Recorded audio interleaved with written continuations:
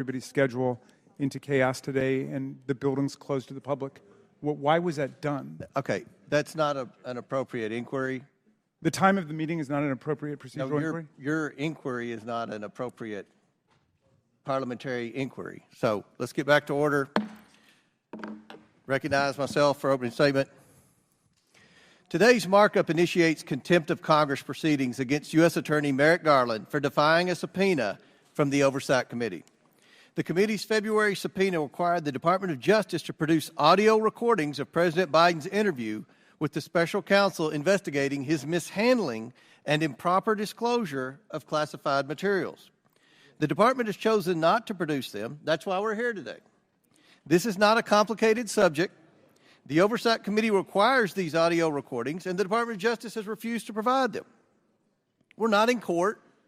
The accommodations process has been exhausted. We are not making a request. The subpoena requires production. We are not requiring anything that interferes with an ongoing investigation. The special counsel already concluded his investigation by choosing not to charge President Biden because he is an, quote, elderly man with a poor memory, end quote. This morning, the Department of Justice informed the committee that the president has asserted executive privilege over the audio recordings of the president's interview with special counsel Hur.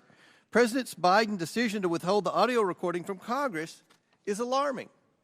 The committee has already obtained the transcript of the interview.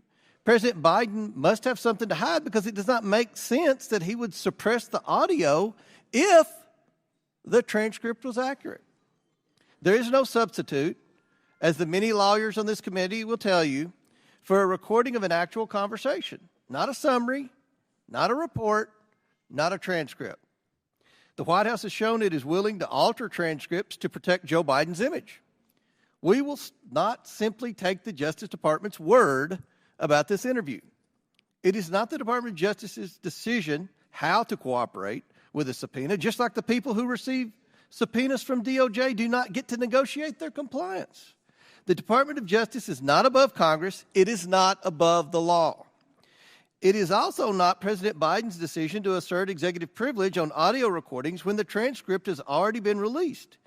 In 1974, the House rejected an attempt by President Nixon to release a transcript instead of subpoenaed audio recordings. And there should be bipartisan support to reject it here too. Not long ago, a very distinguished member of this committee said, and I quote, "The lesson is, please tell your children out there in America, if you get a subpoena to go before Congress, if you get a subpoena to go to the court, go. You have a legal responsibility to go," end quote. That distinguished member was none other than Ranking Member Jamie Raskin in 2022, only 2 years ago. Now Ranking Member Raskin has spent this Congress making excuses for why people like Hunter Biden or now the Department of Justice don't have to comply with congressional subpoenas. On January 10, 2023, this committee announced an investigation into President Biden's mishandling of classified documents. 2 days later, on January 12, 2023, the Attorney General announced his intent to appoint a special counsel to oversee the criminal investigation of President Biden. While the special counsel pursued his investigation, the committee did its own work and found facts that have challenged the White House's official narrative about these classified materials. Months of thorough investigating by this committee have revealed attempts by the White House to keep the truth from the American people, not just about the documents themselves and why Joe Biden had them, but President Biden's memory and mental capacity to do his job. The committee's timeline begins well before the White House's narrative that President Biden's private lawyers just stumbled upon classified materials in November 2022 at the Penn Biden Center. May 24th, 2022, 6 months before the White House's story began, the White House counsel, Dana Remus, contacted a Biden former employee to retrieve President Biden's materials from the Penn Biden Center and then traveled there herself to pick up boxes. Why would the most senior lawyer at the White House be going to pack up an office that was supposed to have just have pictures and personal documents in it? Why were President Biden's personal lawyers visiting the Penn Biden Center days before the discovery of classified materials if they thought they were just picking up pictures and letters?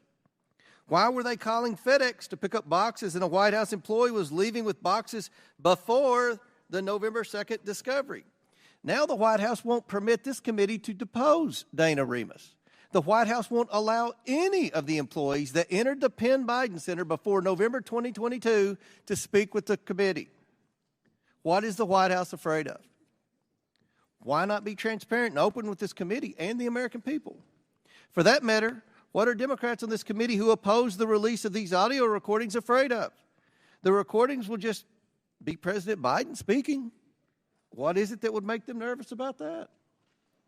It's because they know, once again, President Biden has not been honest.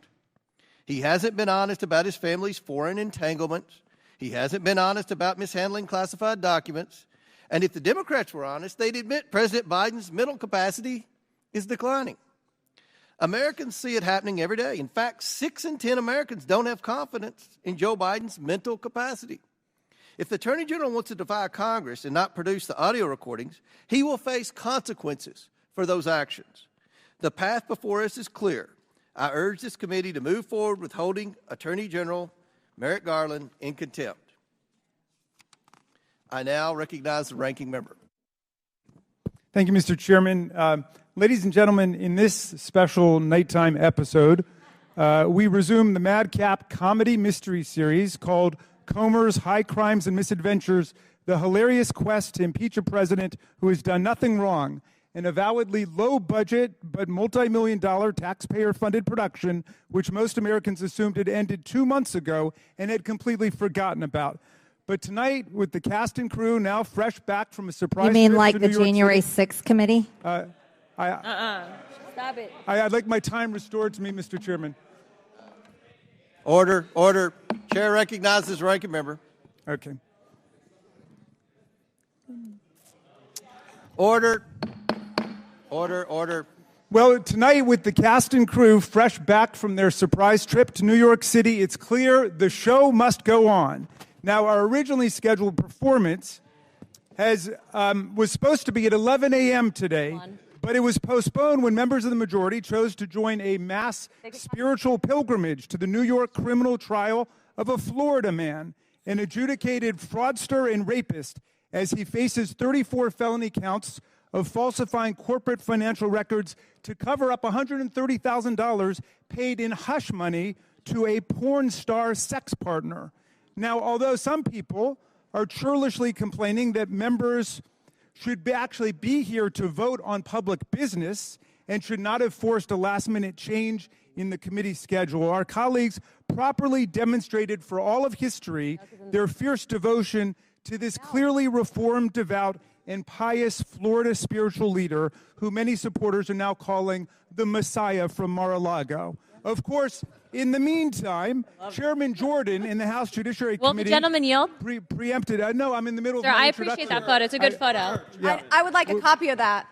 Done with it. Would you like a signed one, Raskin? Yes, Could you get your members in order, Mr. Chairman? It's a great photo. I want a copy of it. Order. Mr. Chairman. In the meantime, Chairman Jordan in the House Judiciary Committee preempted our GOP colleagues on oversight, rendering this entire exercise not only absurd, but completely meaningless and redundant.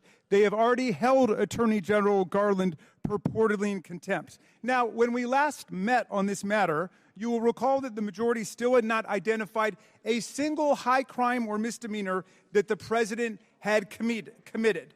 The committee's impressive 3.8 million pages of documents and 80 hours of testimony from 20 witnesses produced nothing but overwhelming and definitive proof that President Biden had done nothing wrong. So desperate for a new storyline, Republicans have come up with this astonishing new plot twist. They now propose to hold the Attorney General of the United States in contempt for giving the committee the information it asked for. And it is information that has absolutely nothing to do with their failed impeachment investigation or any high crimes or misdemeanors. Now, true fans of the show will recall from prior episodes this plot device of punishing people for complying with committee orders. But this new episode of not taking yes for an answer sends us off into strange new worlds of absurdity where no congressional committee has truly ever gone before. The majority wanted to know what President Biden said in his voluntary interview with Special Counsel Hur. And maybe there was an impeachable diamond lurking in the rough. So the Justice Department complied with the request. It turned over the 250-page transcript of President Biden's 5-hour interview with the special counsel. We had a hearing on it in this committee. The special counsel came, and there was nothing impeachable there. If there had been, you would have taken up Mr. Moskowitz's offer, and you would have voted on impeachment after it happened. But you did it. Committee members and millions of Americans got to read the entire transcript and can read it right now if they like. We all can learn what the president was asked and see how he answered each and every question. But the chairman insists that's not enough. He and the rest of America are clearly able to read the interview, but he wants to be able to hear the interview. The book is not sufficient. He wants the audio book. And because of this gratuitous and comical request, the whole troop now seeks to hold the Attorney General of the United States of America in contempt. Anyone watching can grasp the fallacy cleverly tucked into this new special primetime episode. There is nothing relevant or material that our committee can learn from an audio tape, which we cannot learn from the 250 pages of the transcript. The format of the medium does not change the content of the communications. So, in this absurd twist, our friends now seek to blame the spectacular belly flop of their own impeachment probe on Attorney General Garland and his sneaky effort to obstruct the investigation by cooperating with it. We know what real obstruction looks like because the last president specialized in it. This president agreed to sit down for a voluntary 5-hour interview with the special counsel investigating him. Attorney General Garland turned over the complete 250-page transcript interview. That's not obstruction. Real obstruction was Trump and his administration refusing to provide information Congress requested in more than 100 different congressional investigations and inquiries. And I know that pleases the gentlelady from Georgia because he issued... I just want to hear Joe Biden. Why can't the American people hear him? Order, Mr. Chairman. Get her under control. President Trump issued an edict. No, I am glad that the gentlelady from Georgia is learning something tonight. Okay, the president. I encourage her to be a good listener, and she's been a good listener. So, Mr. Chairman, the last president issued an edict directing all federal officials in his administration to categorically ignore and reject all congressional subpoenas. Do my colleagues remember that? Do they know that? He told them not to cooperate with any federal investigation at all by Congress. And we didn't hear a peep from any of them. That was real obstruction. Real obstruction happened when 2 members of this committee, who may be preparing to vote tonight to hold Attorney General Garland in contempt, brazenly refused to comply with subpoenas from the U.S. House Select Committee to investigate the January 6th attack on the United States Capitol and still have not responded to those subpoenas. But now it seems, Mr. Chairman, I just got past something that the whole obstruction gimmick may just be a fundraising ploy, which demeans the overwhelming legal integrity and impressive theatrical ambitions of this enterprise. I was just handed a mass fundraising email solicitation for your campaign that you sent out this evening, Mr. Chairman, stating that, quote, Biden and his advisors are terrified that I will release the recordings, forcing the media and Democrats to answer for the dismal decline of Biden's mental state. This could be the final blow to Biden with swing voters across the country. The Democrats are pulling out all the stops to stop the bleeding. Signed, James Comer, Chairman, House Oversight Committee. Now, I must confess my disappointment to be handed this fundraising solicitation, signed by you as Chairman of the House Oversight Committee. I thought that you were serious about the legal enterprise here and not just another political huckster calling hearings to score cheap political points and to make a buck. Mr. Chairman, I'd like to ask unanimous consent to enter into the record the full and complete 250-page transcript of the President's interview with Special Counsel Hur, which we have now had in our committee for more than 2 months. Without objection, so ordered. And I know that some people may think this is a big Broadway production now with everybody's trip to the Big Apple, but it is high time to close this unhinged series and get back to some semblance of the people's work. We have the interview transcript. We have the President's words. There's no basis for this outlandish contempt proceeding, which only further disgraces our committee along with judiciary. Accordingly, Mr. Chairman, and since your members seem to be in such a hurry to be done with this, I move to immediately adjourn these proceedings. Seconded. So in your opening statement, you move to adjourn. I'm moving to adjourn these proceedings. Second. Motion and second. All those in favor of adjournment signify by saying aye. Aye. All those opposed, no. No! The noes have it. Motion fails. Now, do any other members wish to be heard? Recorded vote. A recorded vote has been requested. The clerk will call the roll. We got our thing. Why we not doing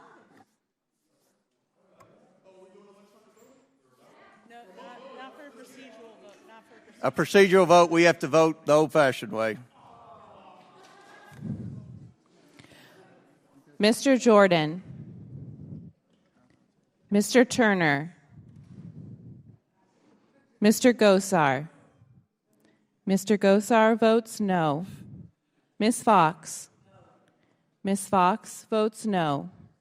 Mr. Grothman. Mr. Grothman votes no. Mr. Cloud. Mr. Cloud votes no. Mr. Palmer. Mr. Palmer votes no. Mr. Higgins. Mr. Higgins votes no. Mr. Sessions. Mr. Sessions votes no. Mr. Biggs. Mr. Biggs votes no. Ms. Mace. Ms. Mace votes no. Mr. LaTurner. Mr. LaTurner votes no. Mr. Fallon. Mr. Fallon votes no. Mr. Donalds. Mr. Donalds votes no. Mr. Perry. Mr. Perry votes no. Mr. Timmons. Mr. Timmons votes no. Mr. Burchett. No. Mr. Burchett votes no. Ms. Green. No. Ms. Green votes no. Ms. McLean. Ms. Boebert. No. Ms. Boebert votes no. Mr. Fry. Mr. Fry votes no. Ms. Luna. Ms. Luna votes no. Mr. Langworthy. Mr. Langworthy votes no. Mr. Burleson. Mr. Burleson votes no.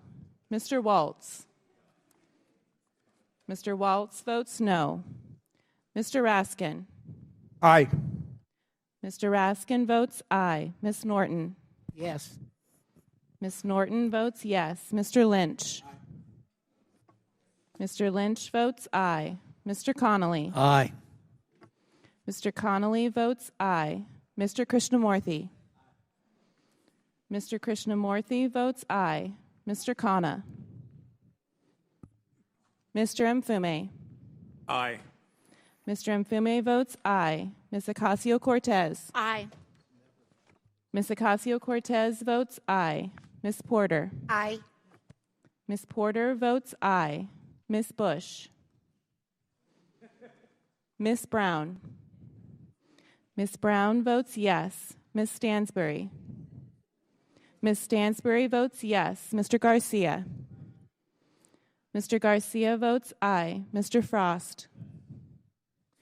Mr. Frost votes yes. Ms. Lee. Ms. Lee votes yes. Mr. Kassar. Mr. Kassar votes yes. Ms. Crockett. Aye. Ms. Crockett votes aye. Mr. Goldman? Mr. Goldman votes aye. Mr. Moskowitz? Mr. Moskowitz votes aye. Ms. Tlaib? Ms. Tlaib votes yes. Ms. Presley? Ms. Presley votes aye. Mr. Chairman? I vote yes, and how did Mr. Jordan vote? I vote no. I'm sorry, I vote no. The chairman votes no. Yeah. How did Mr. Jordan record it? Mr. Jordan is not recorded. No. Mr. Jordan votes no. That's 24. That's good.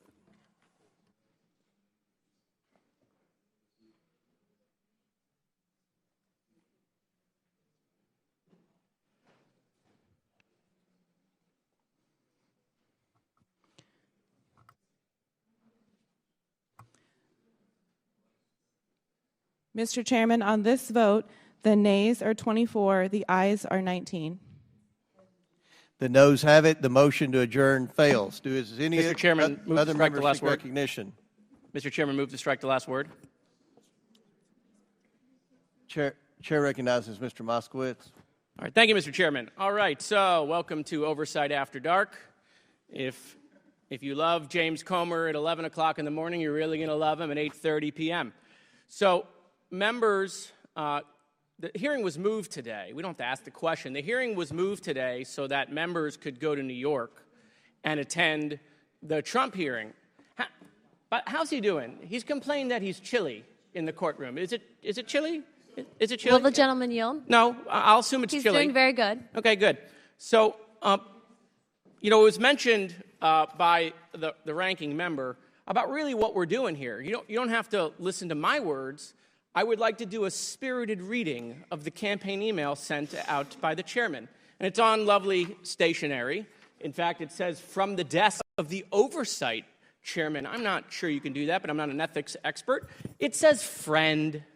President Biden is exerting executive privilege in a last-ditch attempt to stop the disastrous audio recording of his interview with special counsel from being released. And it's highlighted in yellow. Want to make sure people saw that. Just a few months ago, the White House bragged that Joe Biden had nothing to hide and would not exert executive privilege during special counsel Hur's investigation. They even said he had nothing to hide. That's in italics. Now Biden and his advisors are terrified that I, James Comer, will release the recordings, forcing the media and the Democrats to answer for the dismal decline of Biden's mental state. He even had Attorney Merrick Garland write a letter saying that his interview falls within the scope of executive privilege. This could be the final blow with swing voters across the country. Okay. You and I know, hold on, we're not done, it gets better. You and I know he's not up for the job, but the mainstream's media refusal to report on it as only keeping him in the game. Stand with Comer. The Democrats... You sure about that? The Democrats are pulling out all the stops to stop the bleeding. That means coming after me with everything they had. If you're able, we hope you are, I'd be so grateful if you'd consider making a donation to my campaign. I sure need it to defend against the onslaught of attacks. Thank you for everything. James Comer, chairman of the House Oversight Committee. Without objection, I'd like to enter that into the record. Without objection, so ordered. All right, beautiful.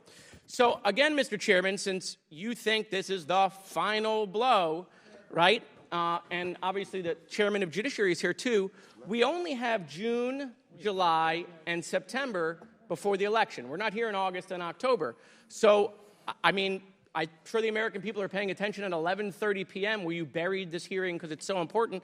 When are we going to do the impeachment of Joe Biden? When is that going to happen? Is it going to be June? Is it going to be July? Is it going to be September? Let's put it on the calendar. Let's just put it on the calendar. Pick a month. We're available. We were available at 11 a.m. You guys weren't. Just pick a month, right, so we can get it on the calendar and do the impeachment. So hold on. I'll give you choices. Ready? June. July. How about September? Okay. So we're never going to schedule this thing. It's never going to happen. He's sending out more subpoenas because he has no evidence.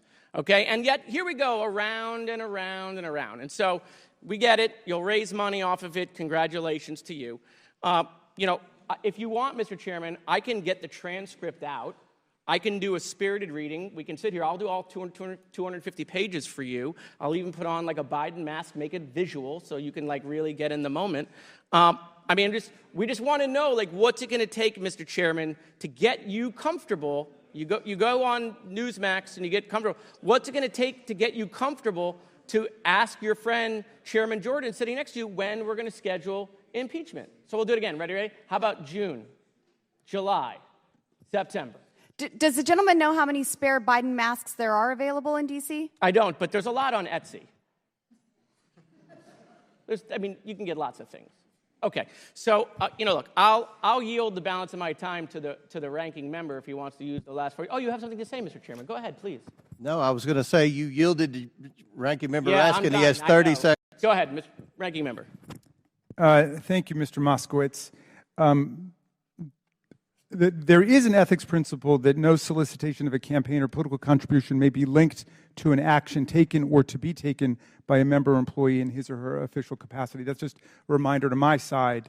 I hope that nobody is linking specific actions that you're taking on the Oversight Committee to campaign contributions or solicitations. And with that, I'll yield back to the distinguished gentleman from Time's Florida. expired. Does any other member seek recognition? Mr. Chair Chairman, recognizes Ms. Green. I'd like to know if any of the Democrats on this committee are employing Judge Merchan's daughter. Please tell me what that has to do with Merrick Garland. Is she a porn star? Oh, Goldman. That's right. He's advising. Okay. He's advising who? What? Do you know what we're here for? You know we're here about AG. I don't think you know what you're here for. Well, you the one talking about. I guess I you're still think your stuck in the fake courtroom. eyelashes are messing up. No, what you're ain't reading. nothing. Hold on. Listen. Order. Mr. Chairman, That's beneath would even you you, please Mr. Green. That's regain beneath order even of your you. committee? Order. Please. There's a point of order. We have a point of order. Mr. Lynch, state your point. Mr. Chairman, I would just like to ask the parliamentarian if your conduct here in raising money in connection with this hearing is referable to the Ethics Committee within this hearing. Is a motion in order to refer your conduct and your abuse of It's not a process? point of order. Not a Mr. point I of do order. have a point of order, and I would like to move to take down Ms. Green's words. That is absolutely unacceptable. How dare you attack meeting will the suspend. physical Meeting will appearance of another suspend. person? Are your Move feelings hurt? her words down. Aw. Oh, girl, baby girl. Oh, really? Don't even play. with Baby me. girl? I don't think We are so. going to move, and we're going to take your words down. I Thank you very second much. that motion. So who will have to pay us? Okay. All right. We're suspending. Absolutely.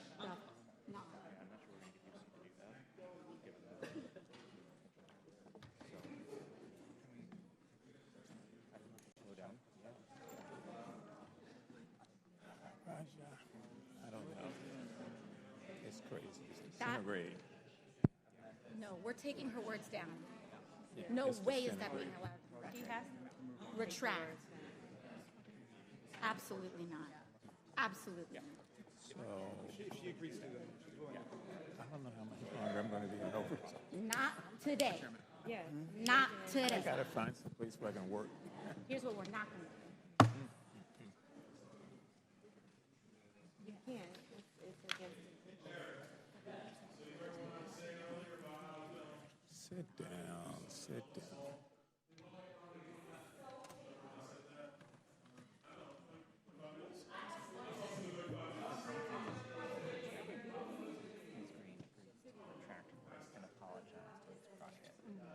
That's fine, but she has to do a public and she has to actually apologize. And if it's not a real apology, here's what we're not going to do. We're not going to do a smarmy apology.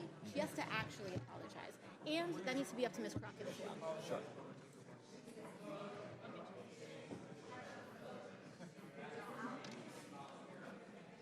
It needs to be sincere. This is crazy.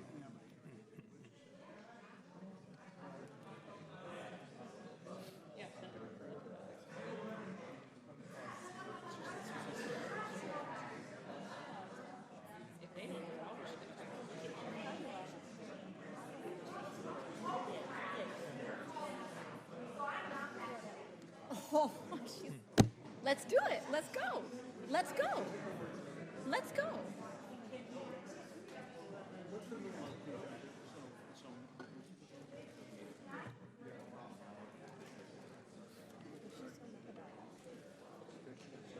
Because her ego's bruised. Yeah, that's what it is. That's all it is. She's not used She to doesn't people wanna talking say- back to She her. doesn't want to say sorry to nobody for nothing.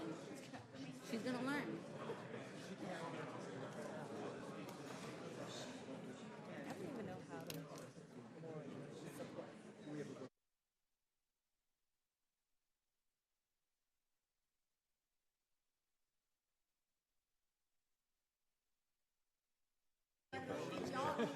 I'll ask. Yeah. No. No.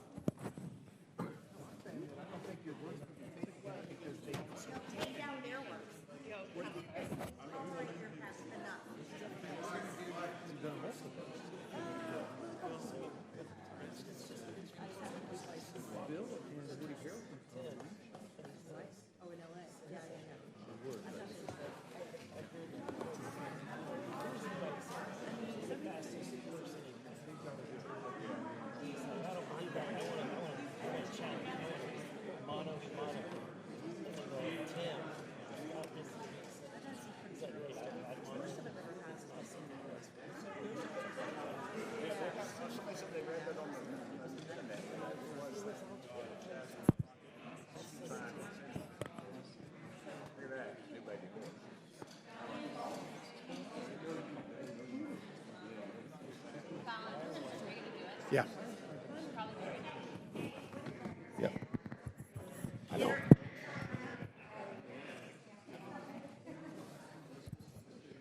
They can. Who's leaving? The committee will reconvene. Miss Green has 4 minutes and 21 seconds. There's a motion. Miss Green, do you wish to strike your words? I have 4 minutes and 21 seconds to speak. I think we have to do the motion first, and then unless there's another motion, then you'll be recognized again. But I believe there's another motion coming. So, you agree to strike your words? Yeah, I'll Okay. agree. Miss Green agrees to strike her words. I believe she Chair needs to recognizes apologize. No, no, no. Mr. She Perry. needs to Okay, apologize. hold on. Then after Mr. Perry's going to be recognized, then Miss Green I'm not still has 4 minutes and apologizing. 21 Well, seconds. then Okay, you're reserve not the right to striking your object. words. I am Mr. not Chair, apologizing. Now let's go. Come on, guys. Why don't you debate me? Mr. Chairman, the it's minority. pretty No, self-evident. Chair you're not. Yeah, you're out not. of order. You don't have enough You're out of order. intelligence. Chair recognizes Mr. Perry. Okay, move to strike I'd the. like to I strike move to those strike the words lady's as well. words. I would like Move to strike the order. lady's words again. That's 2 requests to strike. That's 2 requests to strike. Oh, they cannot take the There's words. another motion to strike her words again. Please All right. get Okay. your members under Here's control. the correct parliamentary. Miss Green, do you agree to unanimous consent to strike your words? I repeat again for the second time. Yes, I'll All strike right. my words, That- but I'm not all right. apologizing. Without objection. Without Not objection. apologizing. Chair Reserving the right to recogni- object. No. Chairman, I Chair reserve the right to recognizes object. Mr. I Perry. reserve the right to Mr. object. Chairman, I move that Mr. Goldman's words and Ms. Ocasio-Cortez's words be stricken. Okay. Which words? And you have to do it contemporaneously. Object. The objection must be contemporaneous, and they haven't spoken in 10 minutes. Nobody's spoken and said in 10 minutes. Well, that's right. Therefore, defeating your proposal. You all have. So that's my motion, Mr. Chairman. We weren't able to. Well, I object. It doesn't refer to anything that's on the floor. Ms. Ocasio-Cortez objected immediately and instantaneously, as you're supposed to do under the rules and precedents of the House of Representatives. So the first time he could Mr. Chairman, point of parliamentary inquiry. All right. We're going to suspend for a minute, but we'll talk to the parliamentary.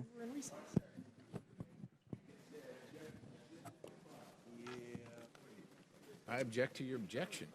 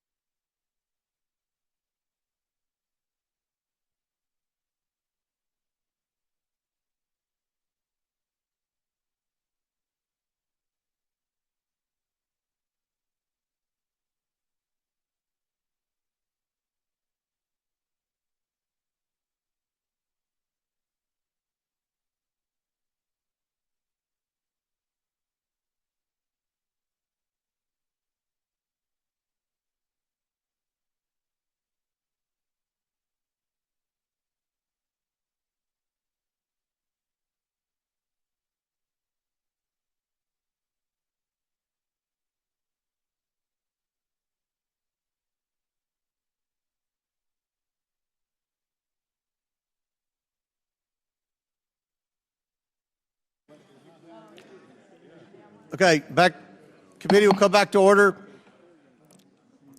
So, Ms. Green asked unanimous consent to strike her words. Mr. Raskin objected. I'm going to recognize Mr. Raskin for his objection. We're not counting against Ms. Green has 4 minutes and 21 seconds left. This will not count against her time. Thank you, Mr. Chairman. I reserve the right to object because the understanding of the minority is that the gentlelady from Georgia would move to take her words down and strike her words and to offer a sincere apology for having engaged in personalities against another member, offending her personal appearance and insulting her. We don't do that in this committee. And I think the major problem was that we allowed pornography in this committee, and we've gone down a bad road. But in any event, we should not allow face-to-face ad hominem insults. It's totally contrary to the rules of the House of Representatives.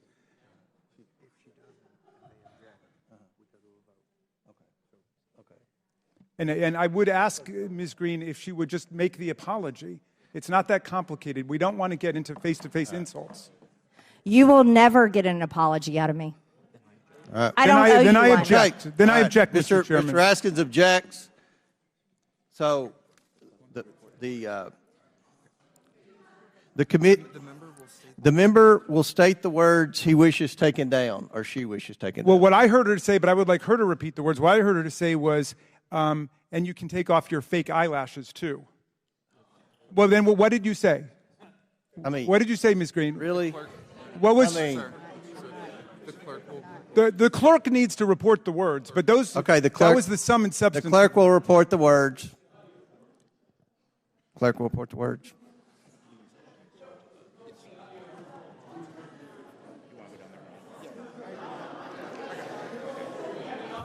Mr. Chairman, We could subpoena the audio tape, Mr. Chairman. This is great. Release the audio. It will just take us a few minutes to get Okay. those words. We'll suspend. Aren't we here for audio? Chairman. I'd like Joe Biden's audio.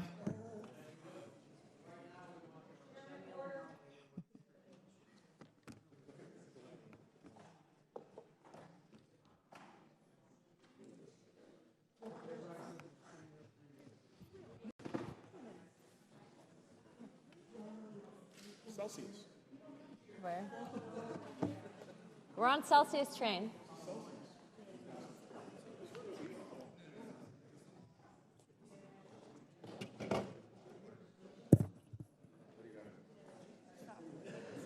Celsius? Can you grab me one?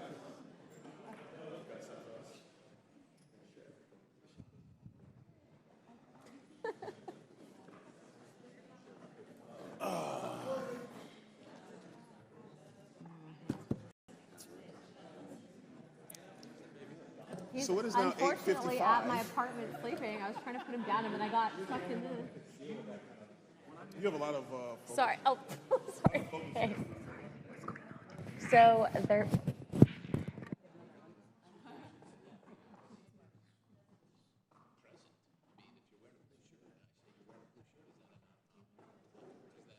Are they or are they not fake eyelashes?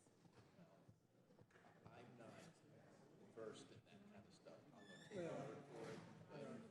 I think they are too.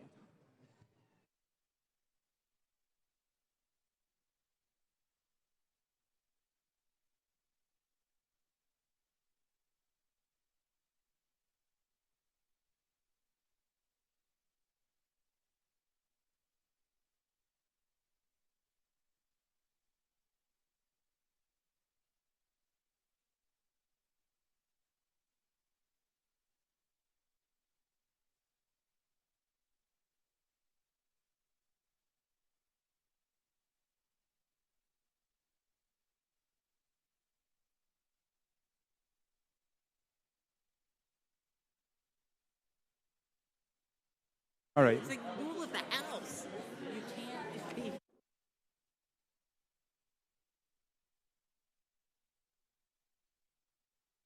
be. Mr. Chairman, Mr. Chairman.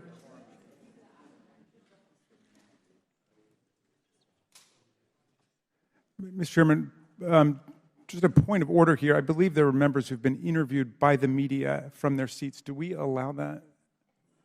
They identify as clerks. That have Chairman, sorry. what do you Like as clerks? that what? You're not respecting their identity? Wait, someone is being. Okay. Is that allowed? For decorum, the media will evacuate the well Mr. Chairman. at the request of the Mr. Chairman, complaint of the ranking member. Netflix followed Hunter Biden into this room. I don't remember anyone across the aisle complaining about Hunter Biden, his TV film crew, when he came up here. That's a good point. So do you withdraw that? Do you withdraw that? Yeah, I was just. Okay, Mr. Raskin withdrew this one. So, are we ready to proceed with Ms. Green finishing her 4 minutes and 21 seconds? What is the ruling on the motion to take her words down? I thought we had an agreement. Okay. Yeah. Mr. Chairman, I would just urge you to prevail upon the distinguished gentlelady from Georgia. Her words. Well, it's very difficult for the stenographer to understand everything with everyone yelling and screaming back and forth. But we went through this with I would like to make a point. We went through this with some of the things that Mr. Swalwell said in the Hunter Biden deposition. Some of the things that he said negative about some of our staff and the members weren't picked up by the stenographer, unfortunately, because there was so much yelling. Fair enough, Mr. Chairman, but I think we don't want to see a complete dissent of our committee. And the verbatim quote of the gentlelady was, "I think your fake eyelashes are messing up your reading." That is what she said. I think your fake eyelashes, and that's obviously engaging in personalities. It's an ad hominem attack, and I would just ask every member of this committee, in a fair-minded way, would you want to be talked to in that way about your personal appearance by another member of the committee? Because what we're doing is we're setting standards going forward.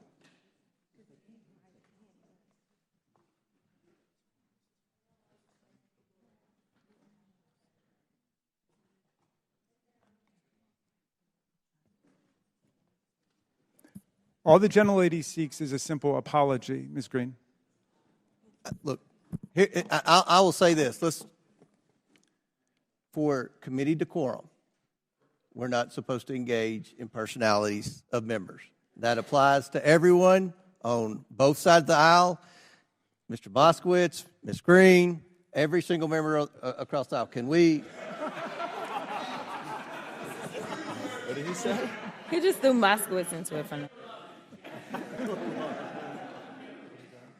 Can we? Can we proceed? The motion belongs to the gentlelady from New York, Ms. Ocasio-Cortez. Okay, the clerk. Back to order. The clerk will report. The stenographer. Mr. Chairman, there was a lot of over-talking, but as far as we can make out, and you can remove your false eyelashes, too. Okay. Well, let's have a vote on that, because I honestly don't think there's a member in this committee who would think we should descend to that level of discourse here, other than one, perhaps. I'm sorry? You agree it should be taken down, Mr. Dons? Mr. Raskin, the gentlelady from Georgia already said that she would strike down her words. What else are we doing past that point? I didn't realize apologies were a matter of... It's an agreement. The suggestion was made to the minority that rather than go through the process of formally taking her words down, which means she wouldn't be able to speak for the rest of our hearing, as you know, that she could continue to speak, but she would voluntarily take her words down and offer a sincere apology. I'm going to rule, overrule the point of order. It wasn't personalities. It was undecorous. And I would encourage, again, every member to abide by committee decorum, and let's vote. We all know what we're here for. You're either going to vote for it or against it. Mr. Chairman.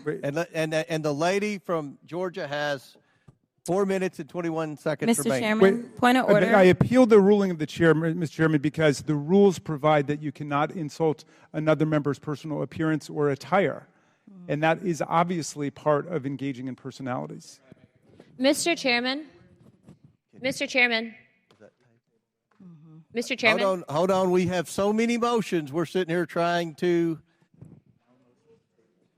All right, there's now a motion to table Mr. Raskin's motion.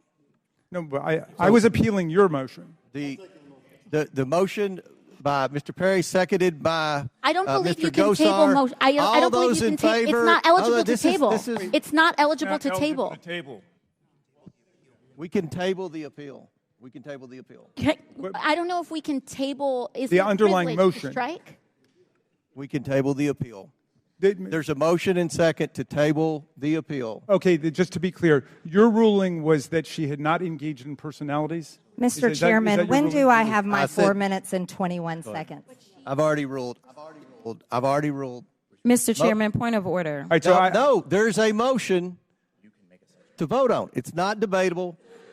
Motion by Mr. Perry, seconded by Mr. Gosar to table. All those in favor of tabling signify by saying aye. Aye. All those opposed, no. No. Motion passes to table. Now, move for the Chair ayes and the nays. recognizes Ms. Green. I want to move for the ayes and recorded vote. A recorded vote to table has been requested. The clerk will call the roll on table. Amendments at the desk. Mr. Jordan. Have an amendment at the desk. We're voting on a requested roll call vote on whether or not to table. She started the roll call with Mr. Jordan. Mr. Turner. Mr. Gosar. Mr. Gosar votes yes. Ms. Fox. Ms. Fox votes yes. Mr. Grothman. Mr. Grothman votes yes. Mr. Cloud. Mr. Cloud votes yes. Mr. Palmer. Mr. Palmer votes aye. Mr. Higgins. Mr. Higgins votes yes. Mr. Sessions. Mr. Sessions votes aye. Mr. Biggs. Mr. Biggs votes aye. Ms. Mace. Ms. Mace votes aye. Mr. LaTurner. Mr. LaTurner votes aye. Mr. Fallon. Mr. Fallon votes aye. Mr. Donalds. Mr. Donalds votes yes. Mr. Perry. Mr. Perry votes aye. Mr. Timmons. Mr. Timmons votes aye. Mr. Burchett. Aye. Mr. Burchett votes aye. Ms. Green. Aye. Ms. Green votes aye. Ms. McLean. Ms. Boebert. Present. Ms. Boebert votes present. Mr. Fry. Mr. Fry votes aye. Ms. Luna. Ms. Luna votes aye. Mr. Langworthy. Mr. Langworthy votes aye.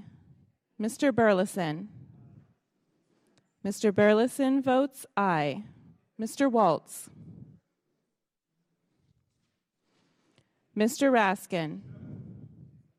Mr. Raskin votes no. Ms. Norton. No. Ms. Norton votes no. Mr. Lynch. Mr. Lynch votes no. Mr. Connolly. Nay. Mr. Connolly votes nay. Mr. Krishnamurthy. No. Mr. Krishnamurthy votes no. Mr. Khanna.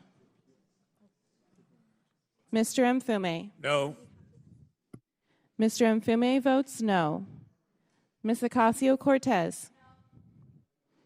Ms. Ocasio-Cortez votes no. Ms. Porter. No. Ms. Porter votes no. Ms. Bush. Ms. Brown. Ms. Brown votes no. Ms. Stansbury. Ms. Stansbury votes no. Mr. Garcia. Mr. Garcia votes no. Mr. Frost. Mr. Frost votes no. Ms. Lee. Ms. Lee votes no. Mr. Kassar. Mr. Kassar votes no. Ms. Crockett. No.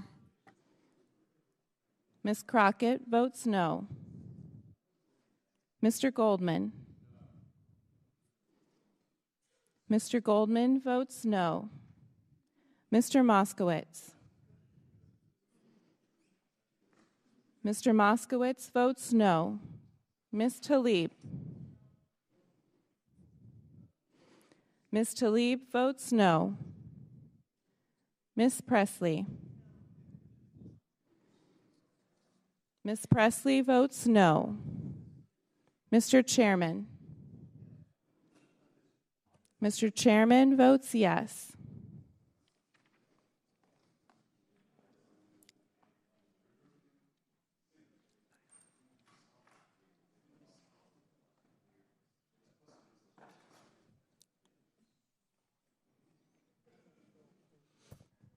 Mr. Chairman, on this vote, the ayes are 21, the nays are 19, with one voting present.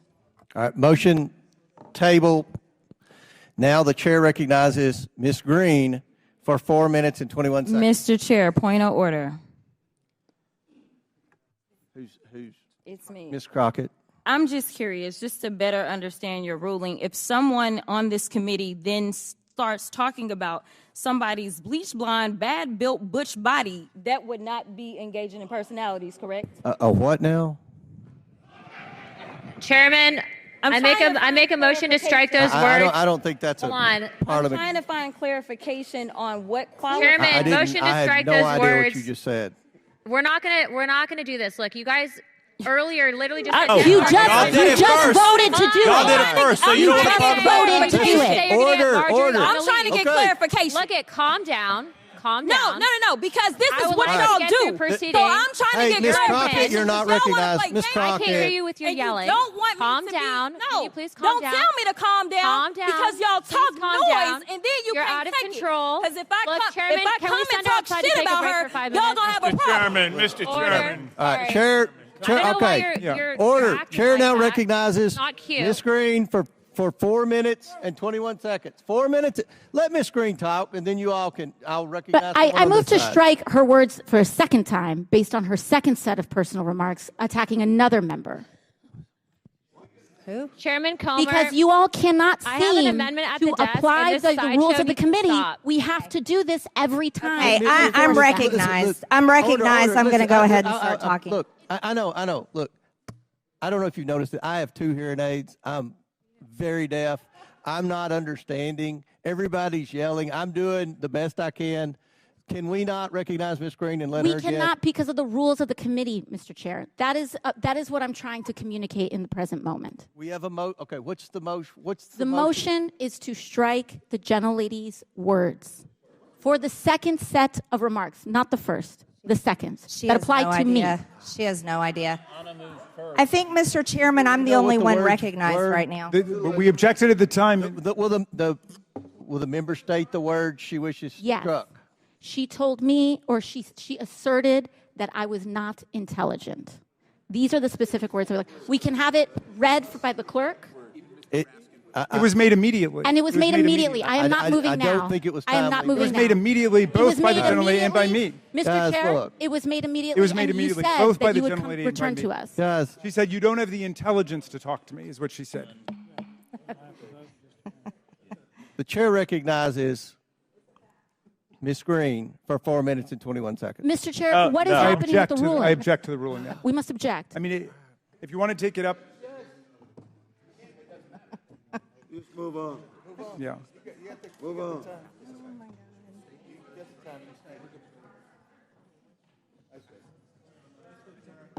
We should just adjourn. Can somebody? This is not a you can't say I object because of I was hearsay. Yeah. Yeah. Yeah. I thought Jerry Springer died.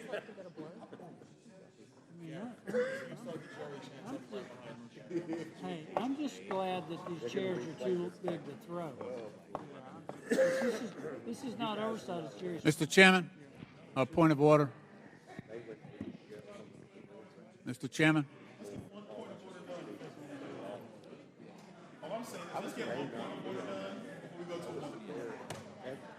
Mr. Chairman, on a point of order. There's a motion on the table. Yep. Yeah, now go to right away. Yeah. To a time certain tomorrow. To a time certain tomorrow. That way, we'll take this up again. Would a motion to adjourn take precedence over an existing motion on most people? Yes. It would. Motion to recess, wouldn't it? To day to day? Adjourn would take precedence over Alex, how do you feel about my moving to adjourn? Okay.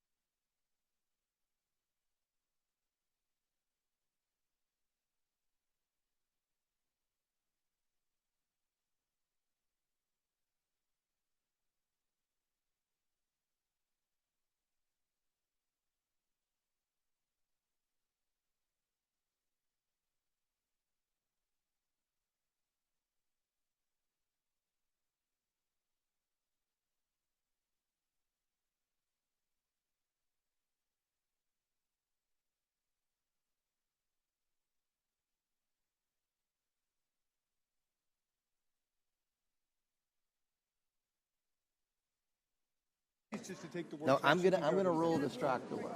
Okay. All right. I know. We got it. All right. Okay. All right. Back in order. The committee will come back to order. The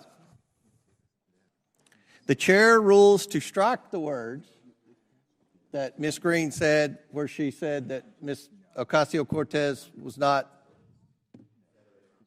Said she lacked the intelligence to speak to her when, in fact, Ms. Ms. Ocasio-Cortez is a brilliant member. Get anything on me. No, we should be on the record with what was happening. Okay, we struck the words that she said, you're not intelligent. Are we good on that? No. The words have been struck. No, it was to take the words down. Yeah, we're Mr. good. Chairman. Coleman, you're out of order. Listen. Mr. Chairman, her motion was to take her words down, not to strike the words. It was to strike the words. That's what Ms.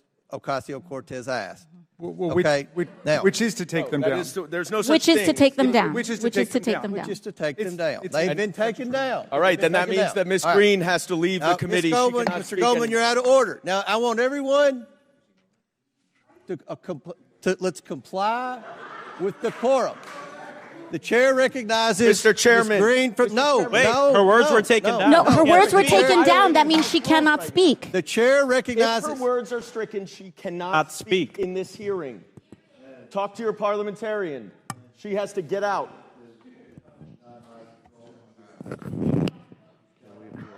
Without a motion under unanimous consent, the gentlelady is not permitted to speak for the rest of this session.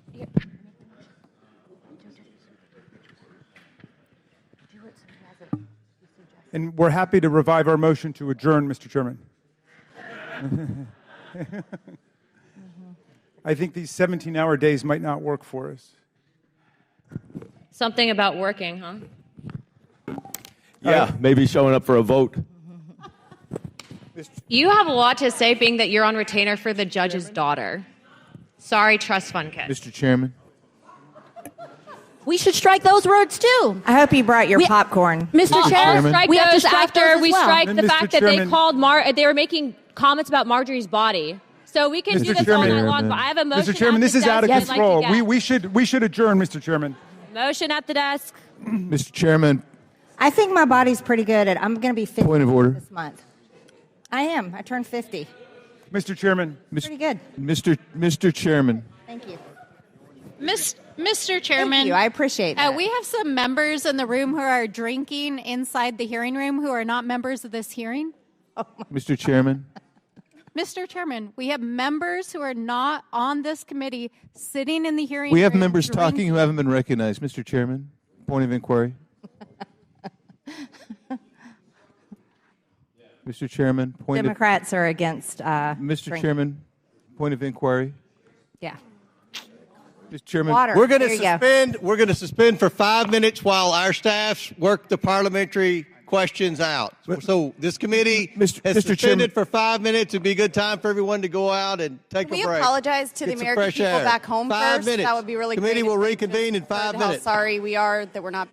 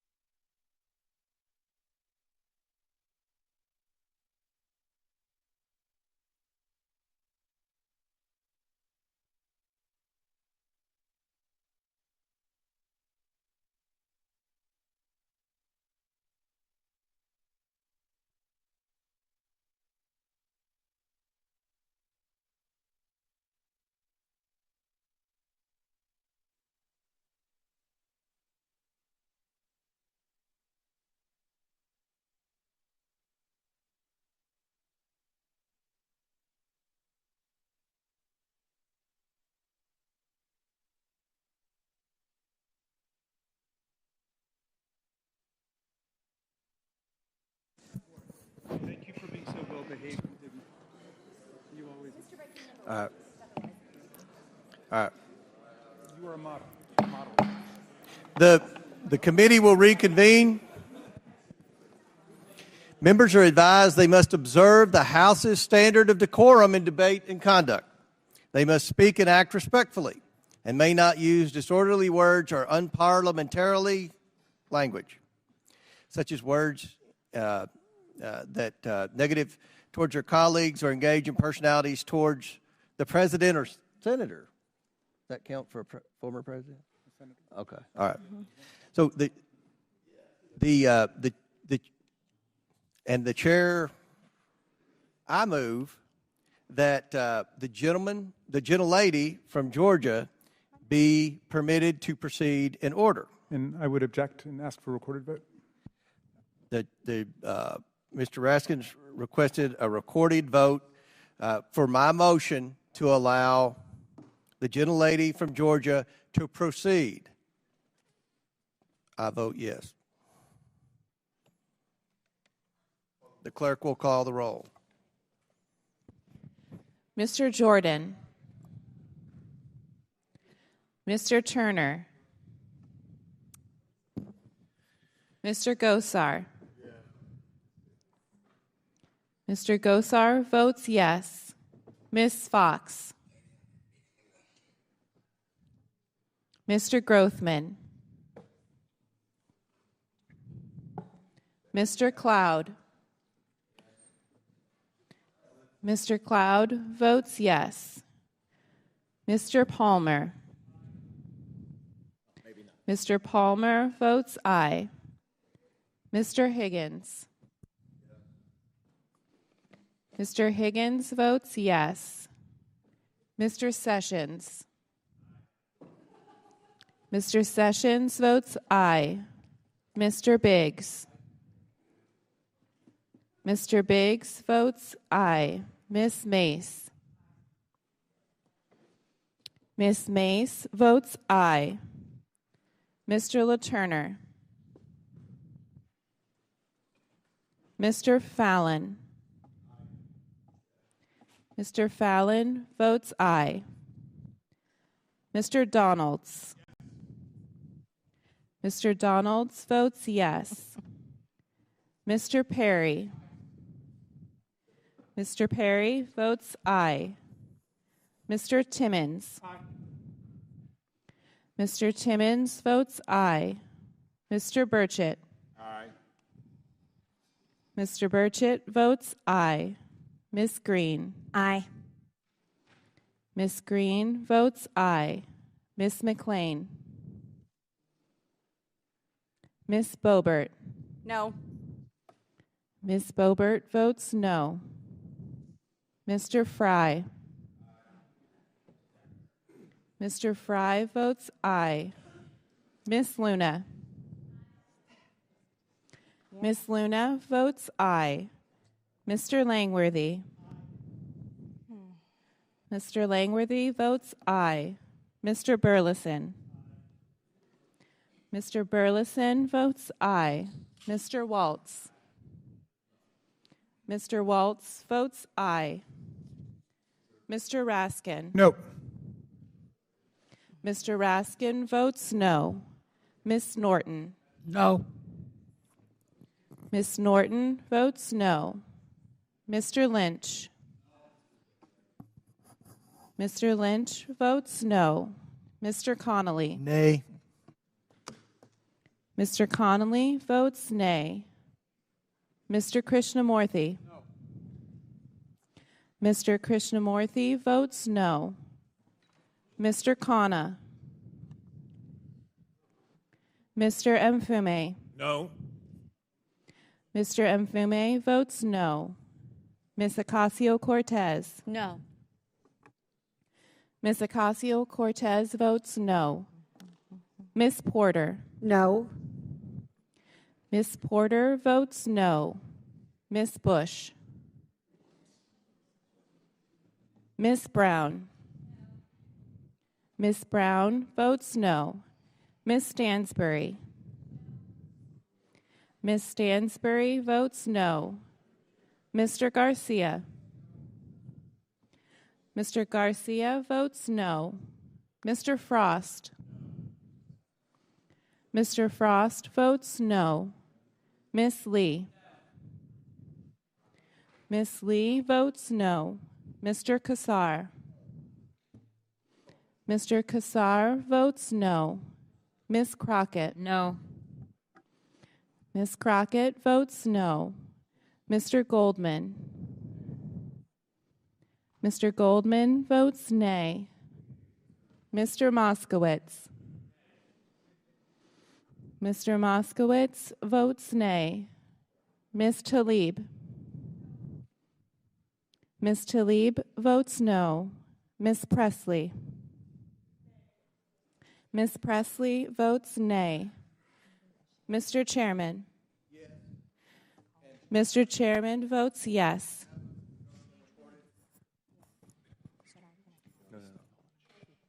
Mr. Grothman is not recorded. Mr. Grothman votes yes. Mr. LaTurner is not recorded. Yes. Mr. LaTurner votes yes. Ms. Fox is not recorded. Ms. Fox votes yes. Mr. Sessions is recorded as voting aye. Do any other members wish to vote? Has Nancy voted? Has Ms. Mace voted? Yes, okay. Well, the clerk can tally the report.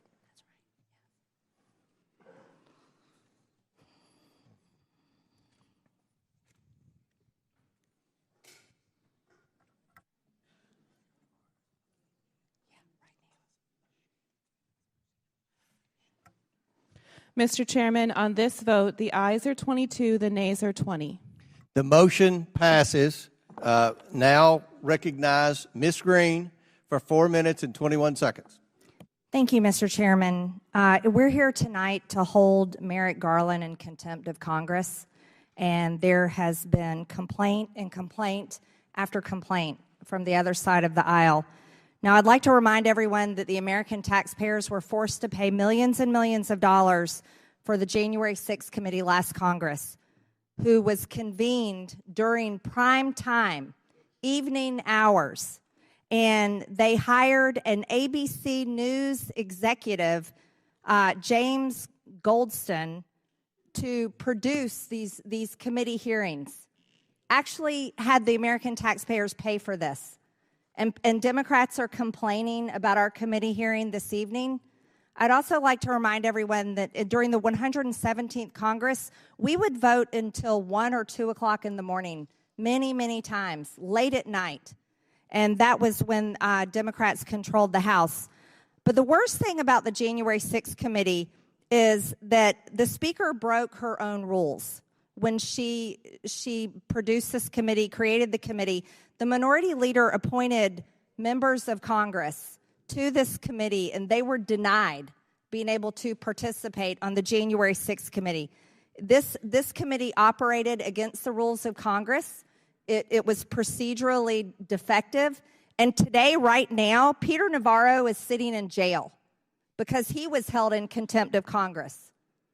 And also, Steve Bannon has been held in contempt of Congress and could go to jail soon. Those are the consequences of when the Democrats controlled the House. They broke the rules.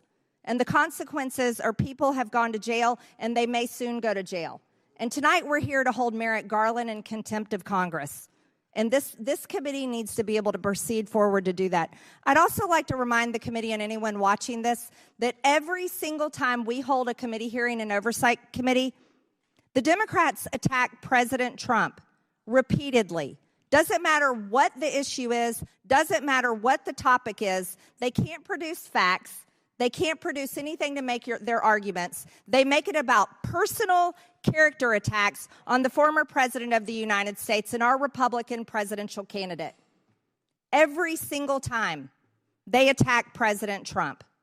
They think the way to win an argument is to attack President Trump. You talk about character attacks, it goes on and on. Also, members of this committee attack me repeatedly, over and over and over again, constantly.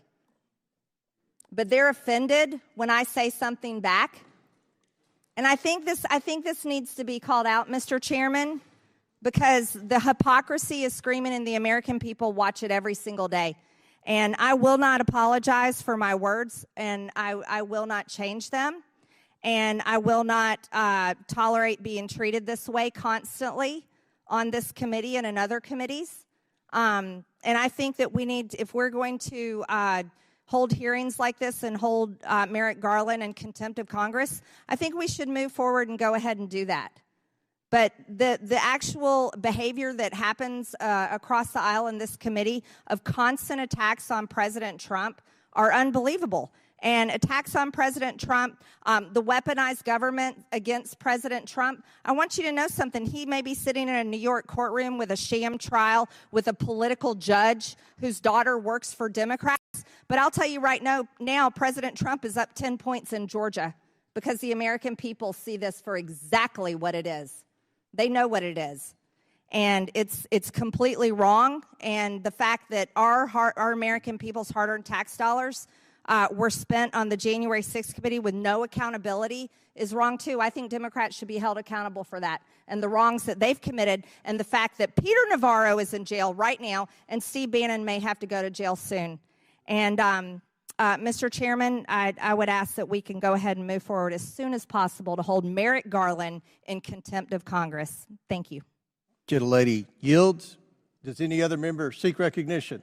Mr. Garcia. Well, thank you, Mr. Chairman. Tonight has been very interesting. I want to just take a moment just to put today in context. We're here right now at this late hour to accommodate the majority's field trip to praise their leader. And let's not forget that he left office in disgrace. Yes, gentle lady from Georgia, we're going to talk about that Donald Trump, who stole classified materials and stored them in his bathroom. He was investigated and indicted for his crimes. Now, Attorney General Garland set up a parallel investigation of President Biden's handling of classified documents as well. And that shows the Department of Justice is actually fair and independent. So to oversee this investigation, he appointed Robert Hur, a former U.S. attorney handpicked by Donald Trump. Robert Hur found no wrongdoing by President Biden. No wrongdoing by President Biden. But he chose to smear President Biden with a totally unprofessional and wrong assessment of the president's age and mental sharpness. Now, as we know, his assessment about President Biden was wrong because you can literally yourself read the transcript, which is over 250 pages long. Now, many of us, especially us Democrats, know the president. He is sharp. He is focused on the big issues. He's dealing with large challenges across the world. Now, the majority is hyping up this issue to distract us from the fact that Donald Trump keeps embarrassing himself in public. And as much as the gentle lady from Georgia and others may not like it, we know that Trump's public statements have been crazy and incoherent for years. And we know that he is too tired and sleepy to stay awake through his own criminal trial. It's not President Biden who's not sharp. It's, in fact, Donald Trump. Now, let's look at public reporting. I'm only going to talk about public reporting. His criminal trial started on April 15th. And here's a summary of the press reports. On his first day of his trial, Reuters reported that Trump appeared to doze off during jury selection. On April 16th, it was reported that Trump dropped his head inside the courtroom, keeping his eyes closed before jolting his head upright. On April 19th, the New York Times reported Trump's eyes remained, quote, closed for extended periods during the final day of jury selection. On April 22nd, MSNBC reported that Trump's lawyers were fighting to keep him awake. On April 30th, NBC and the New York Times reported that Trump nodded off for significant portions of witness testimony, and as we all know, basically kept his eyes closed for hours and hours on end. On May 9th, Trump's eyes remained closed for many minutes, and Trump later, of course, dozed on and off. And the reports go on and on. May 13th, Trump was, quote, asleep during the afternoon session. On May 14th, a political reporter said Trump slouched in his seat and closed his eyes and his mouth. Now, here we have a photo of Donald Trump, of course, through some of his trial. And I bring this up because it's Donald Trump that's asleep and that's hurting and dividing our country. And this attack on President Biden and his mental acuteness or his ability or his age is completely just a reason and an excuse for the Republicans to continue to attack President Biden when we all know that Donald Trump is the one that's unfit to be president. And that's why the majority is so desperate to be here today, because they want to help him get elected and hurt President Biden. Well, it's not going to work, and with that, I yield back. Gentleman yields back. I now recognize myself first to offer an amendment. The clerk will distribute the amendment to all members. No, we're not done. We're not done. I'm just going to do an amendment, and then we'll have all the debate we want. And I know Mr. Goldman has an amendment he wants to offer. Ms. Luna has an amendment. And The first part before the amendment. We can go back to time on the A&S. yeah, we can go back. Everybody will have an opportunity to talk. We're just going to go ahead and do the amendment in nature substitute. The clerk, does everyone have a copy?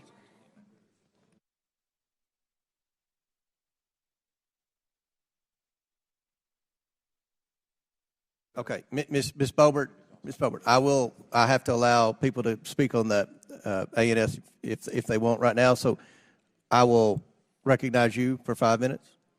Ms. Thank you, Boebert. Mr. Chairman.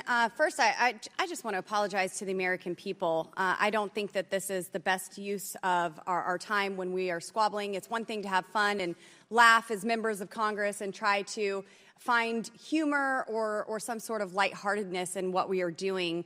But when things get as heated as they have, it's unfortunately an embarrassment on our body as a whole. And so I just want to personally apologize to the American people for that. But we are here to hold Attorney General Merrick Garland in contempt of Congress for ignoring subpoenas and believing that he is above the law. We simply want to hear what was said in the interview that was transcribed. Yes, we have the transcriptions, but the White House has recently edited President Biden's mistakes by labeling them, quote, inaudible in transcripts. The committee members must be able to assess for themselves that the transcripts accurately reflects the true content of the interviews. Now, the American people, fortunate or unfortunate, have heard Joe Biden speak for over 3 years now, really, if you include the campaign, about 4 years. And we have witnessed in real time a massive cognitive decline. President Trump, when he was in office, he underwent testing for his cognitive dissonance, for his ability to function as President of the United States, as the Commander-in-Chief. And unfortunately, I haven't seen Joe Biden even read a teleprompter properly and get through the reading without also adding in what's in the brackets when he needs to take a pause. And there are many things that we could go on here, but I want to hear the inflections in Joe Biden's responses when he is answering these questions. Now, on February 27th, 2024, the Oversight Committee issued a subpoena for relevant information regarding the special counsel's investigation, including the transcript and any recordings of the special counsel's interviews with President Biden in October of 2023. Now, to date, the Department of Justice has refused to provide the committee the audio recordings. It's a very simple request. It can be provided at any time, but maybe, just maybe, this administration that has tried to cover up so much and tried to physically lift up Joe Biden and keep him upright is hiding even more. So we just want to hear how that interview actually went. I am in favor of moving forward to hold Attorney General Merrick Garland in contempt of Congress. I think there are many other things that we need to have him in for and move forward on in holding him accountable. I mean, he's gone after so many American citizens, moms and dads who attend school board meetings, those of the Catholic faith. The DOJ has been completely weaponized, and it's very sad for our country. But this hearing will continue. We have many amendments. I'm sure there will be much dialogue, hopefully, there is some decorum on both sides of the aisle. And if in my remaining 1 minute I could request, every so often, Mr. Garcia, maybe you could just lift up that picture of our President Trump sleeping. As you say, I think he's praying. But if he is sleeping, he certainly looks pretty while he sleeps.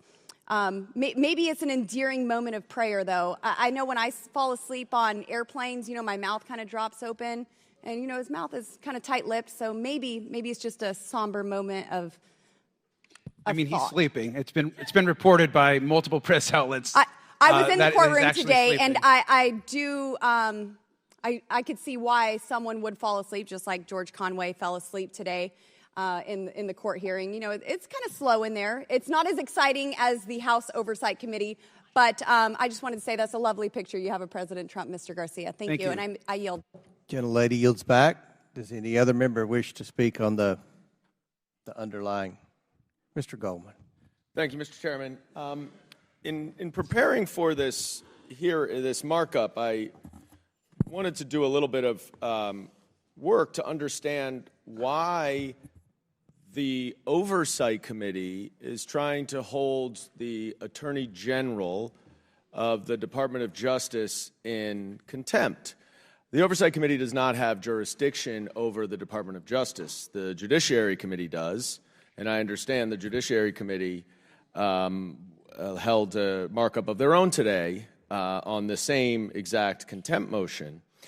And so I thought, let's take a look at the impeachment investigation. It must be coming from that. So I looked at the impeachment resolution that was passed on December 13th, 2023, HRes 918, and it refers to a memorandum dated September 27th, 2023 from the three chairs that was entitled Impeachment Inquiry. It's 30 pages long, this memorandum, and there isn't a single mention of classified documents or Special Counsel Robert Hur or Joe Biden possessing classified documents. And so, Mr. Chairman, I would ask what on earth we are doing here in the Oversight Committee when we have no jurisdiction to be holding the Attorney General in contempt. And I'll happily yield to you if you would like to respond. Doesn't want to respond. I'll respond. Go ahead, Mr. Yeah, Gosar. we actually set the precedent in my first term, our second term, in regards to holding Mr. Holder accountable in contempt in this very office or this very committee. And yeah, but that was related, if I may just reclaim my time, that was related to an investigation that this committee was doing. What the Special Counsel Hur was investigating has nothing to do with anything that this committee is investigating.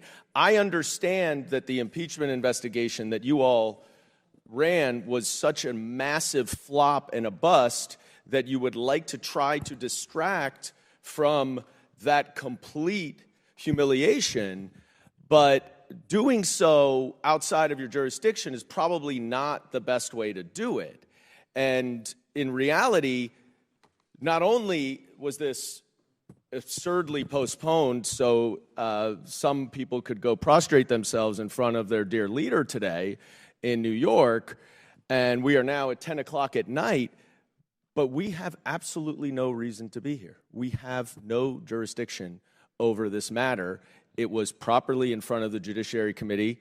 The Judiciary Committee will do what they want to do over there in the Department of Justice, but it is truly a reflection, an unfortunate reflection, of how desperate the chairman is to distract from what was a monumental bust of an impeachment investigation. Did the gentleman yield for a question? So, not quite yet, Mr. Briggs. I'll get to you. Thanks. And so I would urge the chairman to explain to all of us what, other than pure distraction from the impeachment investigation that seems to be over now, as to why we are here at 10 o'clock at night marking up something over which we have no jurisdiction. Mr. Biggs, happy to yield to you. Thank you. Thanks so much. And I guess my question is on your jurisdiction position, your position that we lack jurisdiction, I'm wondering if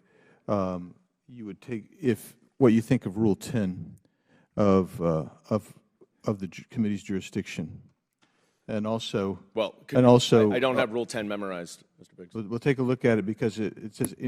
Let me see if I can just give you a slight. Go ahead and read it, just like you can read the transcript. Yeah. Well, I would prefer actually seeing the audio of the transcript, hearing the audio of the transcript. Anything at any time. That's the language that's used in Rule 10. Take a look. It might be helpful when you're making a lack of jurisdiction argument. The other thing is, what is anything at any time, Mr. Take a look in Rule 10. I think you'll change your position. Let me ask you this other question. Would the gentleman yield? Well, I'll reclaim my time and yield to Mr.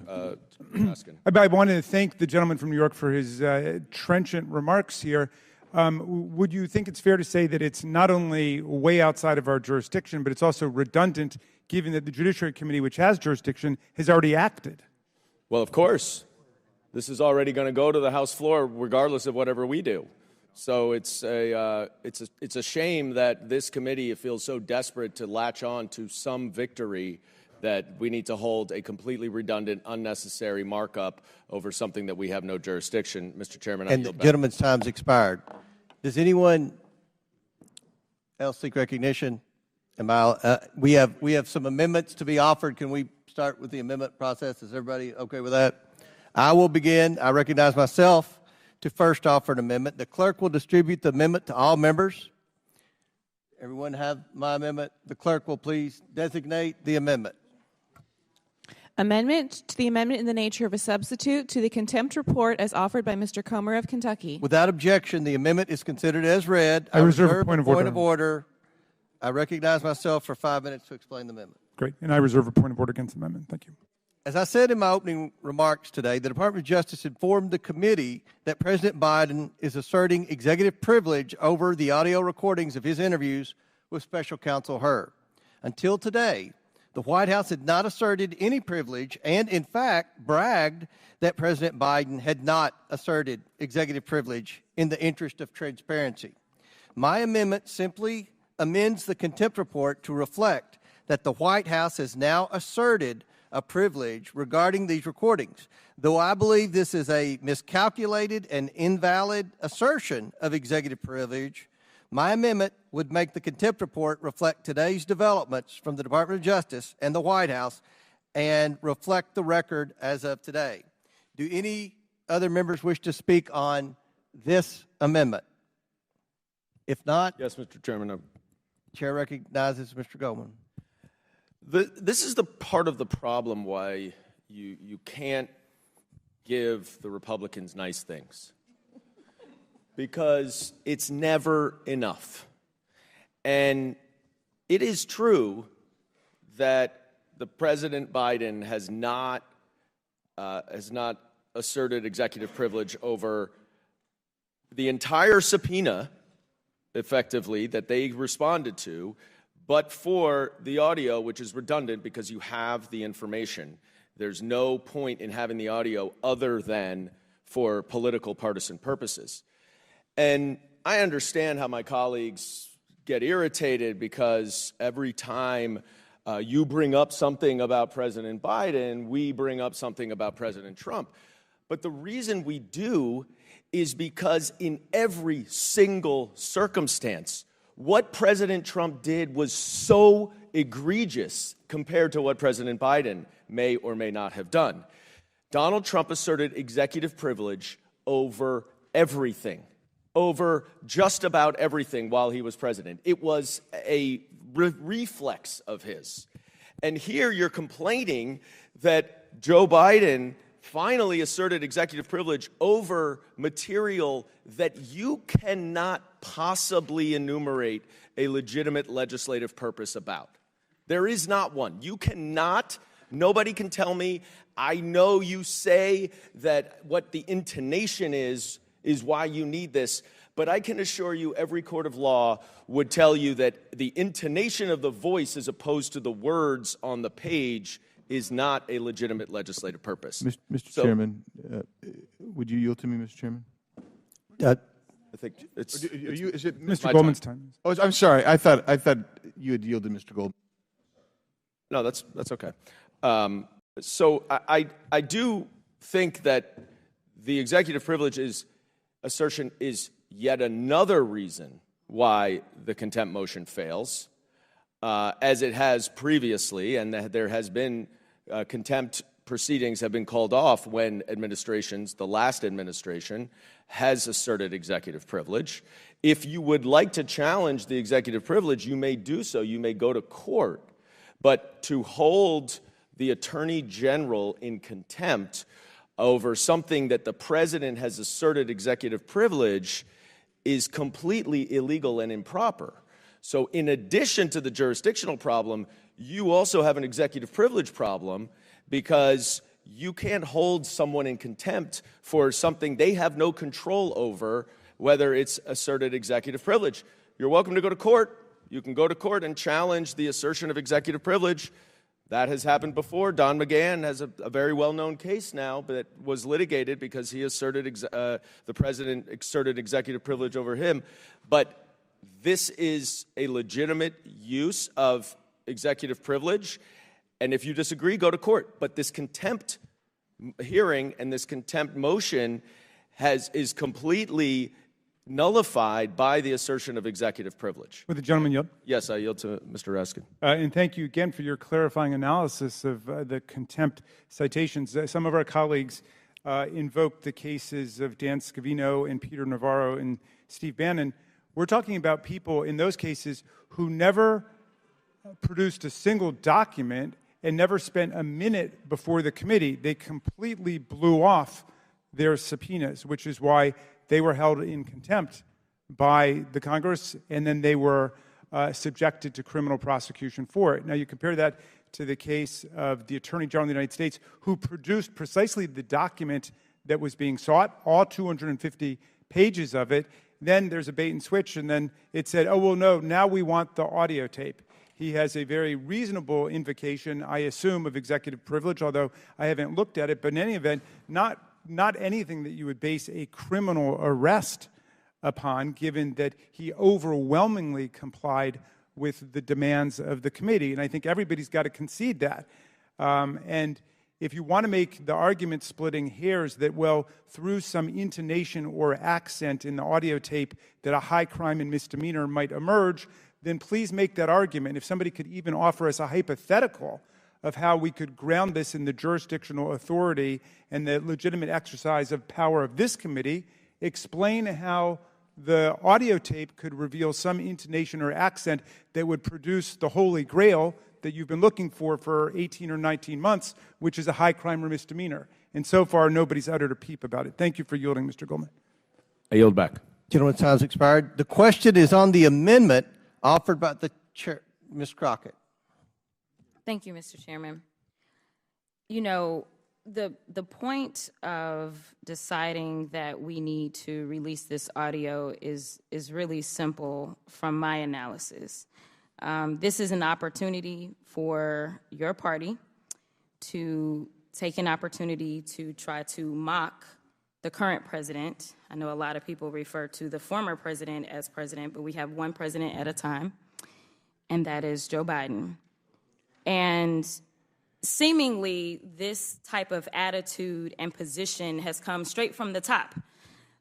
This idea of lacking all decorum, decency, has left the building when the stench of Donald Trump showed up. And so we've seen constantly from him how he mocks people. We've seen in this committee how different members want to mock other members. And that's all this is about. But what is so frustrating to me, and what should be frustrating to the American people, and the reason that really all y'all should lose y'all's jobs, but why we are going to take the majority is simple. It's because we showed up ready to work earlier today, like we always do. And now it is currently 10 p.m., and we are still here because we are committed to doing the right thing. And my question is really simple. It's a matter of, if this was such a big deal, if it was a matter of an emergency, if this was so important as it relates to whether or not the President of the United States has done something so wrong, then why is it that we couldn't have our hearing at 11 o'clock this morning instead of members being in a criminal courthouse with a twice impeached, over 88 count indicted sexual abuser, instead of being here to do the work of the American people if this was serious? This is the reason that people don't believe that we are doing serious Mr. Chairman, work point of order. here. I'd ask state your point. My point of order is this. She just engaged in personalities about a former president, which You can't engage in personalities with a former president. That is not reviewed the rules, and you know that it's true. If you were on the floor, you would be admonished. You know that. Not the rules. That's not the rules. Right. That point of order would not be entertained. That what? You made an announcement that engaging in personalities. Mr. Chairman, I'll further say, if this happened on the floor, right. you would be admonished by the Your parliamentarians. point is correct. No. You made in this circumstance, you made an announcement, I believe, that points of order about insulting presidents or former presidents are not in order in this hearing, because I take it you're going after Joe Biden, and so I gave it to him. Okay. All right. I think you carved out an exception to that rule. Okay. Point of order overruled. Ms. Crockett, finish, please. I'll yield the remainder of my time. Thank you. Would my friend yield to me? Yes, I'll yield the remainder of my time. I thank the gentlelady. You know, originally we have a motion, an ANS, to hold the Attorney General in contempt because he did not produce one item, an audio tape of the transcripts that were provided in full. And we decided apparently that that was what we were going to do because we're not sure about our chances in a court of law, which is really where this needs to be adjudicated. Now we have an amendment to the ANS taking cognizance of the development today in which the White House, not an unusual development and not always justified, invokes executive privilege. Now that is as old as the Republic. In fact, the first president to invoke executive privilege was George Washington, who did not want to provide documents regarding the Jay Treaty because it was controversial and might embarrass the White House. And we have had ups and downs with respect to executive privilege ever since. But the proper venue for adjudicating this is in a court of law. It isn't this committee. And so now this amendment to the amendment is essentially holding an attorney general in contempt because they're invoking executive privilege to protect information they choose not to provide the Congress.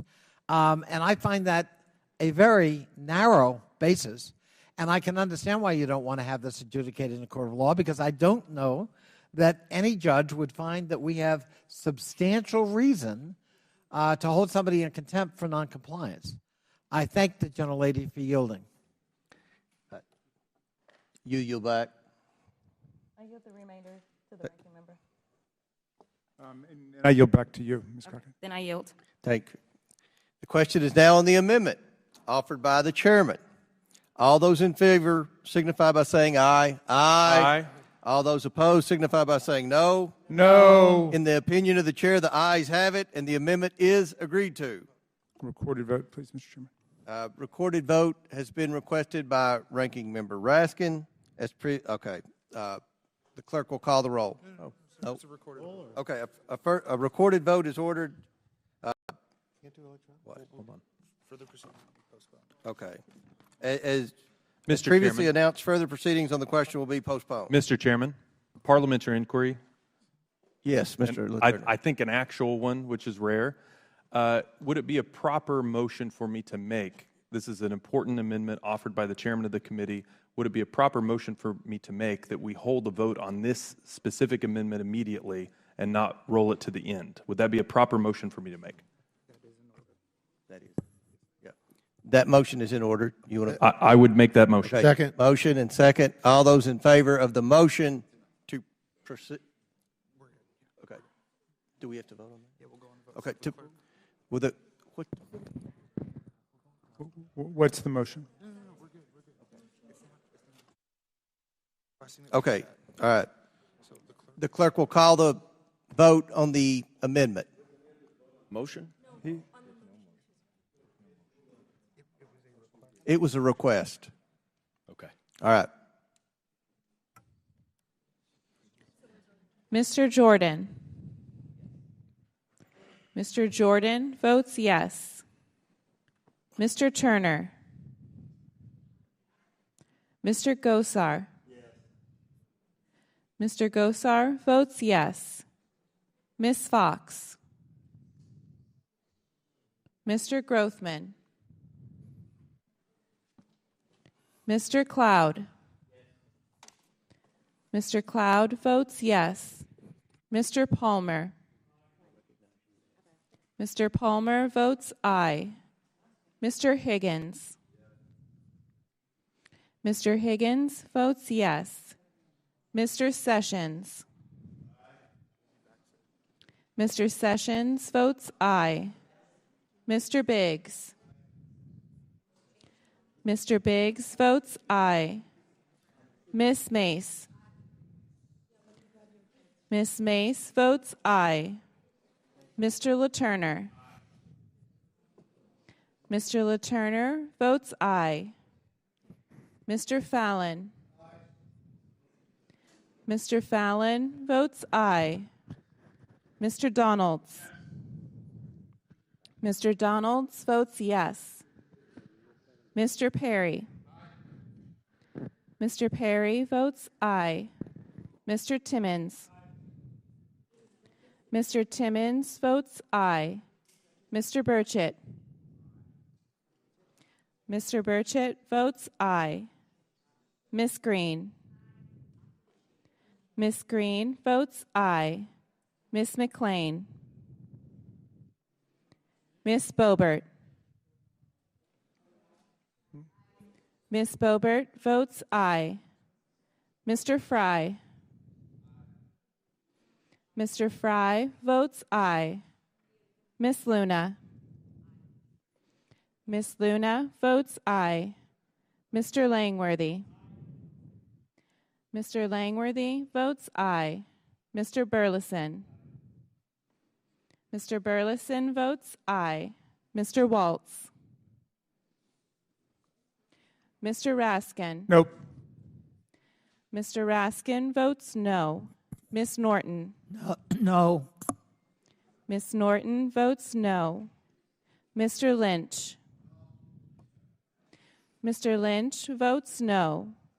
Mr. Connolly. Nay. Mr. Connolly votes nay. Mr. Krishnamurthy. Mr. Khanna. Mr. Mfume. No. Mr. Mfume votes no. Ms. Ocasio-Cortez. Ms. Ocasio-Cortez votes no. Ms. Porter. Ms. Porter votes no. Ms. Bush. Ms. Brown. Ms. Brown votes no. Ms. Stansbury. Ms. Stansbury votes no. Mr. Garcia. Mr. Garcia votes no. Mr. Frost. Mr. Frost votes no. Ms. Lee. Ms. Lee votes no. Mr. Kassar. Mr. Kassar votes no. Ms. Crockett. No. Ms. Crockett votes no. Mr. Goldman. No. Mr. Goldman votes no. Mr. Moskowitz. Mr. Moskowitz votes no. Ms. Tlaib. Ms. Tlaib votes no. Ms. Presley. Ms. Presley votes no. Mr. Chairman. Yes. How has Dr. Fox been recorded? Dr. Fox is not yet recorded. What about Ms. Fox votes Mr. aye. Grothman? Has he been recorded? Mr. Grothman is not recorded. And- Mr. Grothman votes aye. How has Mr. Waltz been recorded? Mr. Waltz is not recorded. Mr. Waltz votes How aye. has Mr. Krishnamurti been recorded? Mr. Krishnamurthy is not recorded. I vote no. Mr. Krishnamurthy votes no. Does any other member wish to vote? Seeing none, will the clerk please report the tally? Mr. Chairman, your vote? I voted yes. Mr. Chairman votes yes.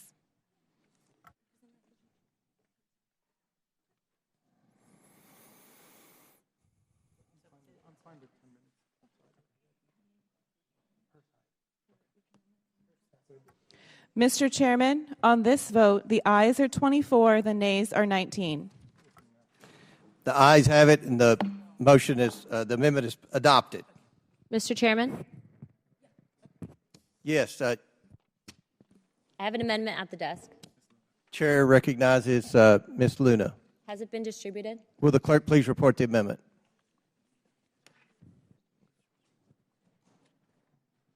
I reserve a point of order, Mr. Chairman. But before the clerk wrote, you have a point of order, Mr. Just reserving it. Okay, reserve it. Clerk, please report the amendment. Amendment to the amendment in the nature of a substitute to the contempt report as offered by Ms. Luna of Florida.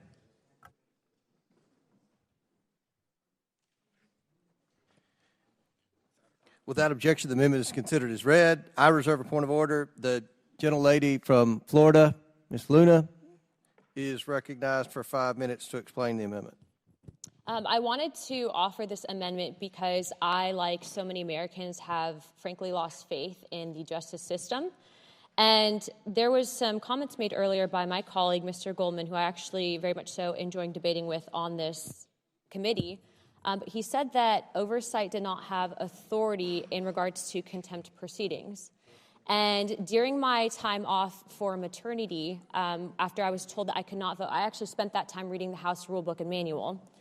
And there's something that hasn't been used since the early 1900s called inherent contempt of Congress. It's actually something that any one individual member reserves as their right and authority in the House of Representatives. And the reason why we're here today is because the Attorney General thought he was above the law and did not comply not just with one subpoena, but with 2 subpoenas. Those are subpoenas from both Chairman Jordan and Chairman Comer.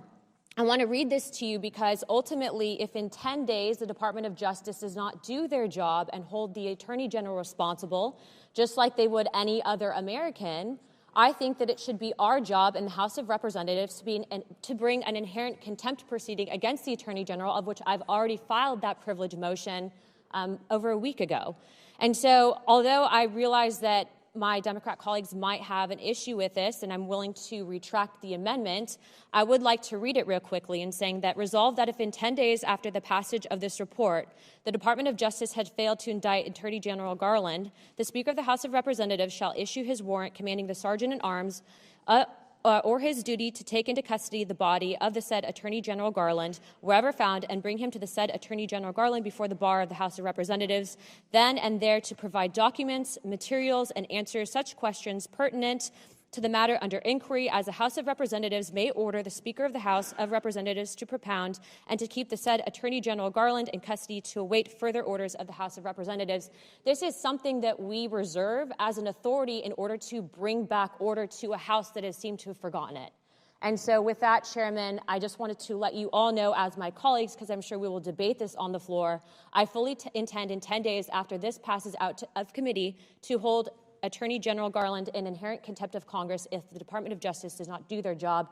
And with that, Chairman, I'm going to withdraw my amendment, and thank you. Mr. Chairman, I have a question on the I thank the lady for withdrawing, for raising this issue, and please note that she withdrew her amendment. Now, I understand. Okay, we're going to suspend for one moment.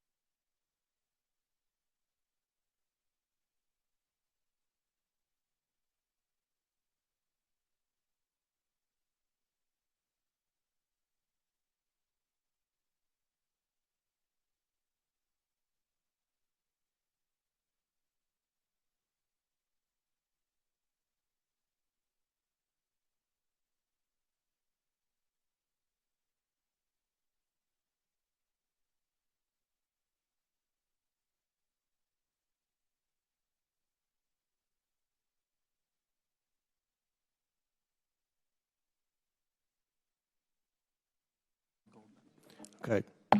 The committee will reconvene. I understand, Mr. Goldman, you have an amendment?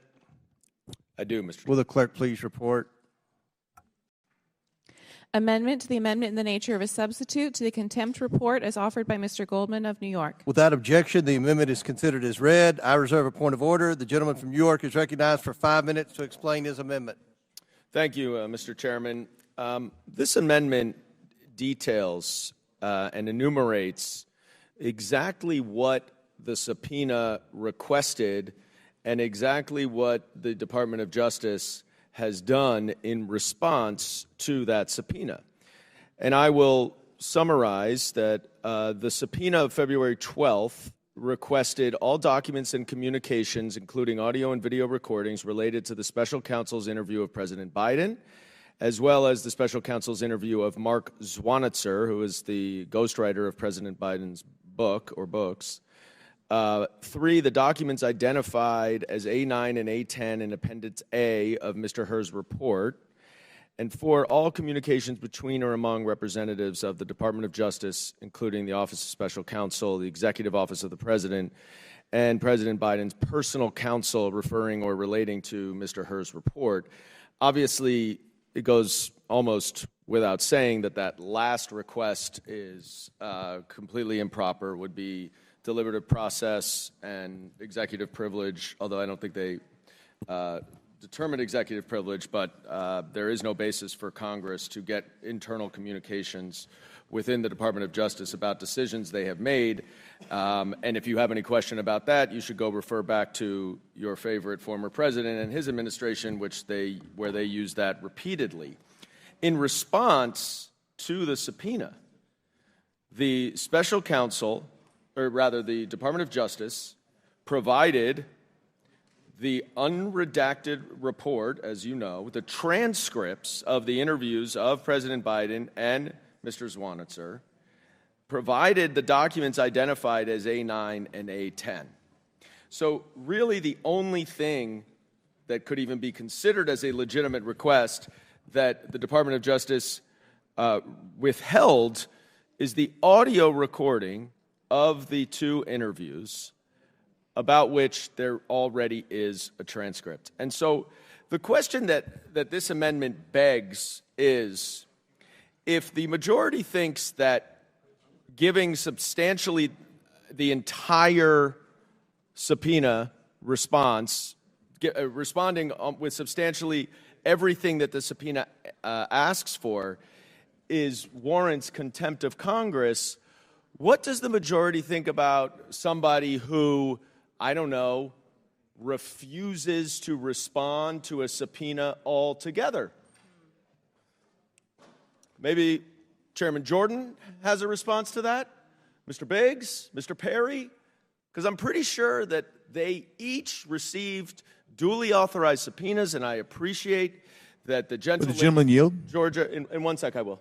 I appreciate You asked that me to respond. the gentle lady, I will, 1 second. The gentle lady from Georgia, with her esteemed legal knowledge, determined that the January 6th committee was not a legitimate committee, when unfortunately a number of actual courts of law determined that it was. So those subpoenas to members of Congress were duly authorized subpoenas.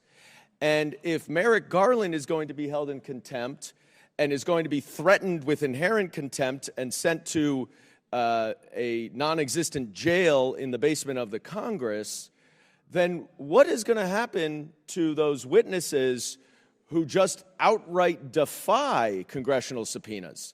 Because I do think the majority ought to be careful about the precedent that it sets, because, Ms. Luna, I am happy to reinstitute right now with you inherent contempt.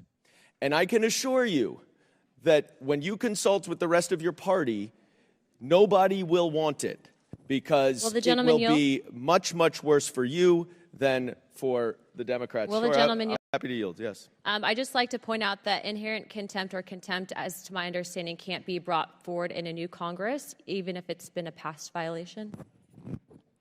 I know because I actually inquired on Cohen today. Oh, so yeah, just no, so you're aware. I'm not suggesting that we bring inherent I'm just, contempt just to clarify. for any past subpoenas. I'm talking about the precedent that you are. Are you now willing like to yield, Mr. Biggs? Yes, Mr. Chair. Thank you for yielding to me. First of all, you made a personal reference again to Mr. Jordan, about myself, and about Mr. Perry, which we had agreed that we wouldn't do. But I'm going to respond to you. We asserted that we had not received service. And that's how we responded. So your response End of is that story. you didn't receive service of the subpoena. I just want to be clear. That's why you didn't comply? Gentleman's time's expired. Gentleman's time's expired. I thought so. I'll yield. Do any other members wish to speak on the Goldman amendment? Mr. Chair recognizes Mr. Fry from South Carolina for 5 minutes. Thank you, Mr. Chairman. I oppose this amendment by Mr. Goldman. Mr. Goldman's amendment is just an attempt to distract from the very obvious and clear fact that the Attorney General has failed to comply with a duly issued subpoena. The U.S. Court of Appeals for the District Court has stated that the level of grave accusations that a president may have committed treason, bribery, or other high crimes and misdemeanors, the House must be appropriately informed. Mr. Goldman's amendment completely ignores the fact that audio recordings, as he knows as a lawyer, are material to understanding the full context of President Biden's mishandling of classified documents, his credibility as a witness, and his fitness to serve as President of the United States. Quite simply, the Attorney General has not complied with 2 subpoenas. Mr. Goldman's amendment completely distracts from that obvious fact. And I'll remind my colleagues that a subpoena is not a menu. It's not an a la carte menu that you can choose what you comply with or not. You either produce the requested materials or you don't. And when Mr. Goldman was with the Department of Justice, he probably didn't allow criminal defendants to pick and choose what subpoenas they were going to comply with. And so it just simply put, this amendment is just about helping President Biden hide in a basement, but by other means. Will the gentleman yield? No, sir. Gentlemen, time's expired. Or yielded back. Do any other members speak? Mr. Conley? Thank you, Mr. Chairman. The gentleman from South Carolina just implied, more than implied, that that there's evidence the President of the United States committed high crimes and misdemeanors. Her report finds otherwise. He, in fact, found no grounds for proceeding. That may be an unpleasant fact, but it is a fact. In addition, there is no committee in this Congress that has found the President of the United States guilty of high crimes or misdemeanors, nor is the President currently the subject of the charge that he is guilty of high crimes and misdemeanors. So if we're going to take care in invoking presidents' names and characterizing them, their circumstances, or their legal standing. Let's at least stick to the facts. I yield back. No, Mr. Will the gentleman yield? I'm sorry. I yield first to the ranking member. Thank you, Mr. Conley.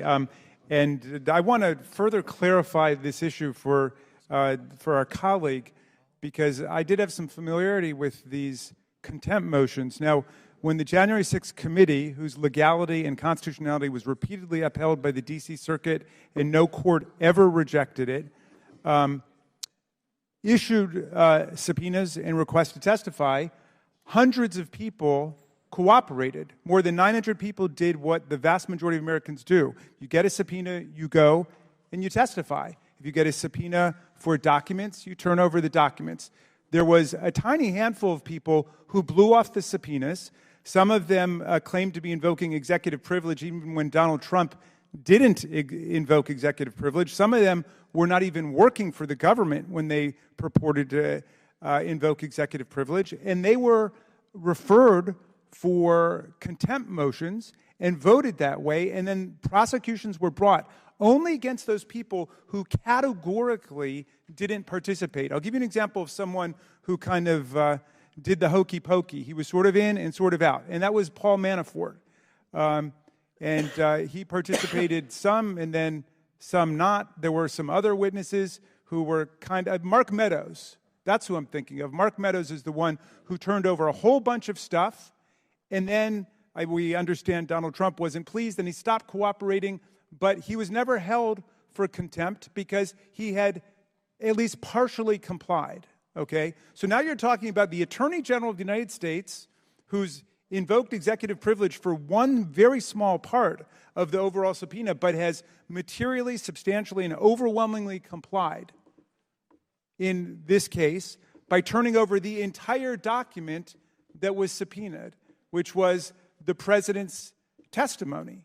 And now people are talking about invoking the inherent power of contempt of Congress, which hasn't been used in more than a century, to go and arrest him because you didn't get the audio tape? Will the gentleman yield, please?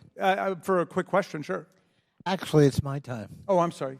And I yield to the ranking member. Thank you. I would just to complete my. I'll just complete question? my point, and I'll yield back to the very distinguished gentleman from Virginia. So, I think that our colleagues should really think about what they're talking about here.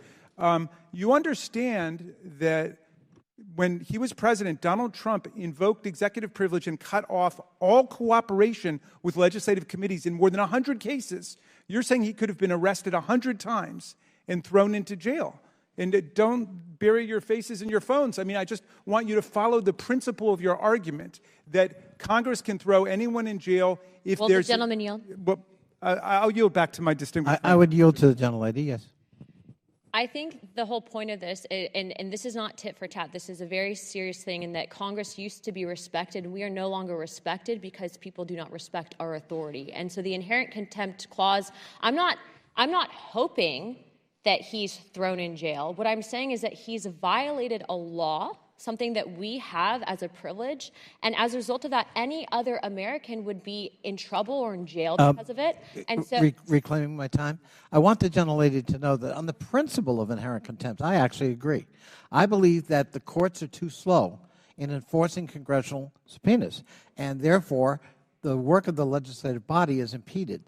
But that begs the question of whether there are serious grounds in which to bring a contempt citation. Will And the if we're gentleman going to use that power, we'd better use it very carefully and thoughtfully. And I do not believe this proceeding against Merrick Garland meets that criteria. But thank you for the point.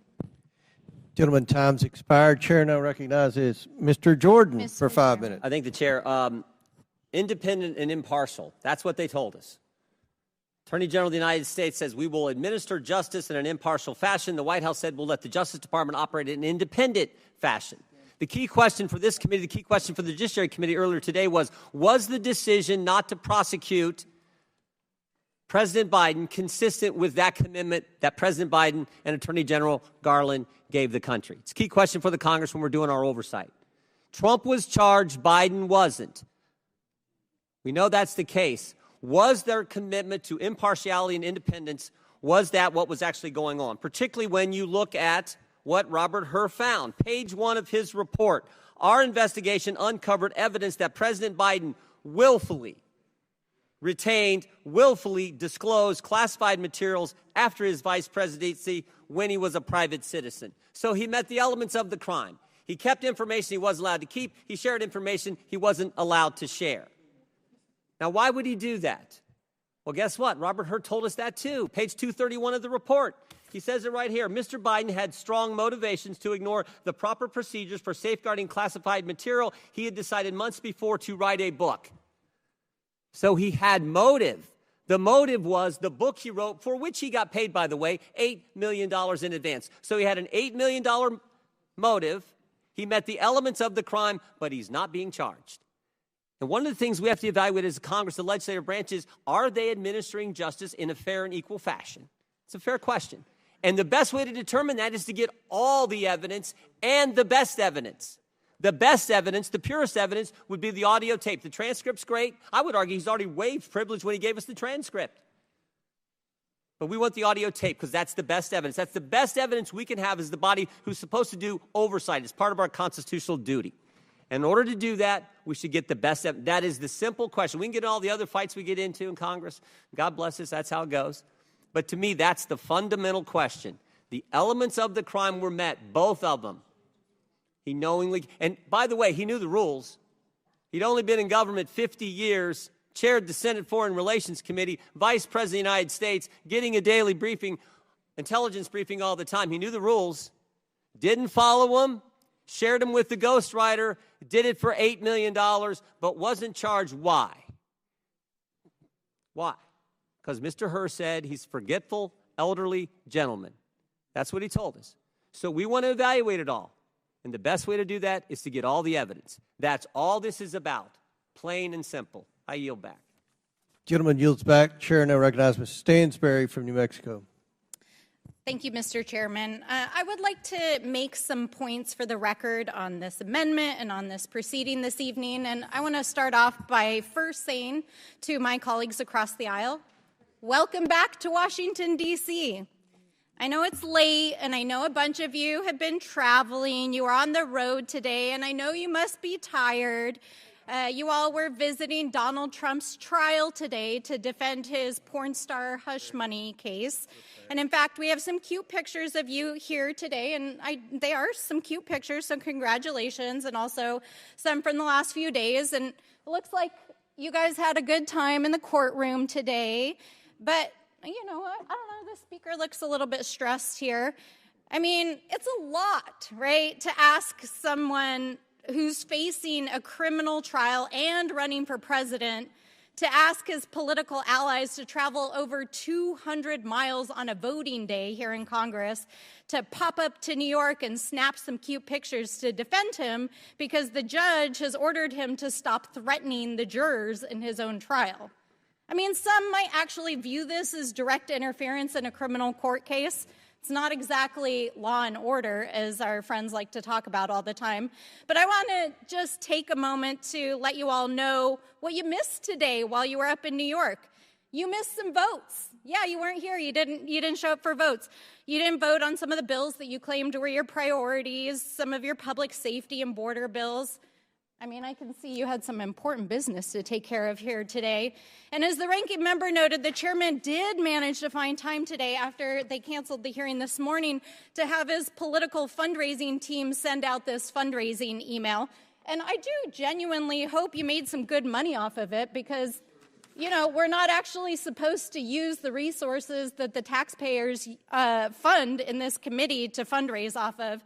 But it does really make you wonder why we're sitting here at 10:30 at night after this is the activities that the GOP were engaged in earlier today when we were supposed to be having this hearing. These fundraising emails went out. Why are we here? Why are we using taxpayer official resources in this committee right now? I mean, could it be political? I mean, it would make sense why you guys rescheduled and skipped votes and went up to New York, and here we are. And if there's any indication that this impeachment scheme is in its flop era, I mean, I don't know what is. This committee has spent 17 months reviewing 3.8 million pages of documents. 3.8 million pages of documents, 80 hours of recorded testimony, and not turned up a single shred of evidence in this impeachment scheme. And yet you still had time to go to Donald Trump's trial where he's about to be convicted. And so, you know, I think it's very clear what all of this is about. The GOP is using this committee and its resources to make countless misleading and false statements to try to spin a political narrative, to fundraise off of it in a blatantly partisan effort to support Donald Trump's reelection. And I mean, if you need any evidence, it's right here behind me. So I thought it was important to really set the record straight on this. This is not a taxpayer-funded campaign effort. And if you needed any evidence that that is what the majority is involved in here, I think it's very clear that that is what this hearing is all about, or we wouldn't be sitting here at 10:30 at night after your little field trip. And with that, I yield back. Chair now recognizes Mr. Biggs. Thank you, Mr. Chairman. And this hearing started off tonight with a crazy satire, and with the condescending presentation we just received, it just continues and perpetuates. So I'm glad we actually had an agreement that we were going to tone it down. This is why you can't. It's tough to make deals with my colleagues across the aisle. Right. They condescend, they call out individuals, and they don't go to the issues. That's why it's tough, folks. That's why it's tough, and you wonder why. But here, let's take a look at a few things here. It wasn't that the special counsel Hur did not find that criminal activity had taken place. As Mr. Jordan just pointed out on page 2, we found out that the President Biden, when he was after he left the vice presidency, he unlawfully retained and disclosed classified information, but he wasn't prosecuted. That's what you guys conflate that. He wasn't charged, and you say, "Oh, see, he didn't do anything wrong." No, that's not true. He did something wrong, but Mr. Hur made a prosecutorial decision. He said, "Well, you know, this is a feeble old man with a poor memory, and you know what? Going to be tough to actually convict." Now, the Attorney General has received a subpoena, and this amendment by the gentleman from New York basically says, including audio and video recordings. And we're told, gee, if he substantially complied, whoop, that's great. That's all you have to do. But we actually had a great example earlier this evening why you just might want to have the oral transcript. You just might want to have that oral audio recording. What was it? You remember? Nobody could successfully identify and isolate and remember what Ms. Green said exactly. And so we went to there, and the comment was, well, the best that we could determine. But you know what might have helped? An audio recording. And that's why an audio recording becomes valuable in this particular case as well. Now, yes, the best evidence, the original evidence. Now, the President Biden has now asserted executive privilege, which is no longer available to him because he waived executive privilege when he actually provided the written transcript. He also went way past the deadline. He should have, when the subpoena was due, that's when he should have made that assertion. He chose not to, and that's part of his problem. And then I think of the Mitchell case.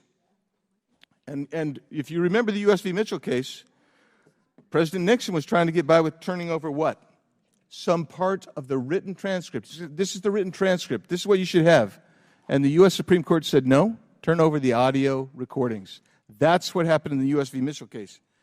Next thing here, when we get to the jurisdiction, oh, my goodness gracious, we don't have jurisdiction. Actually, we do. Rule 10.4 C2, take a look at that.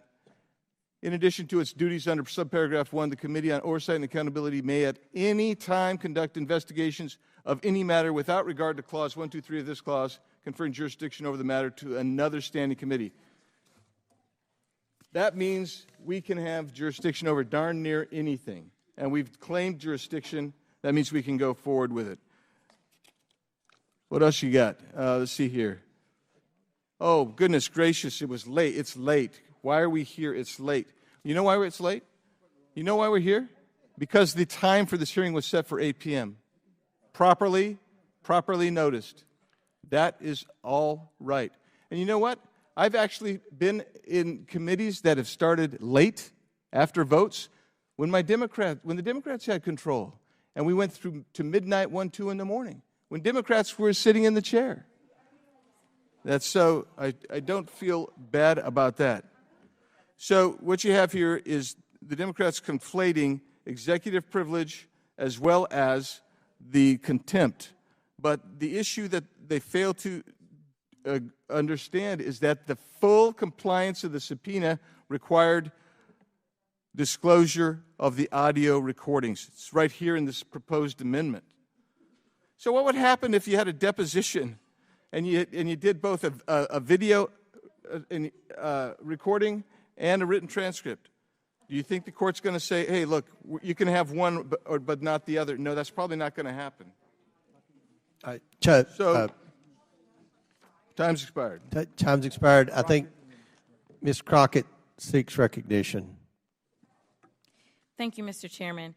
I do want to make sure that we point out some obvious differences in what the majority is talking about. Number one, we're talking about an interview that was voluntarily done by the sitting president of the United States versus someone who is obstructed at every angle. In fact, is continually obstructing to the extent that we are waiting on the Supreme Court to give us a ruling on whether or not it's okay for him to commit his crimes while sitting in the Oval Office and be excused for them.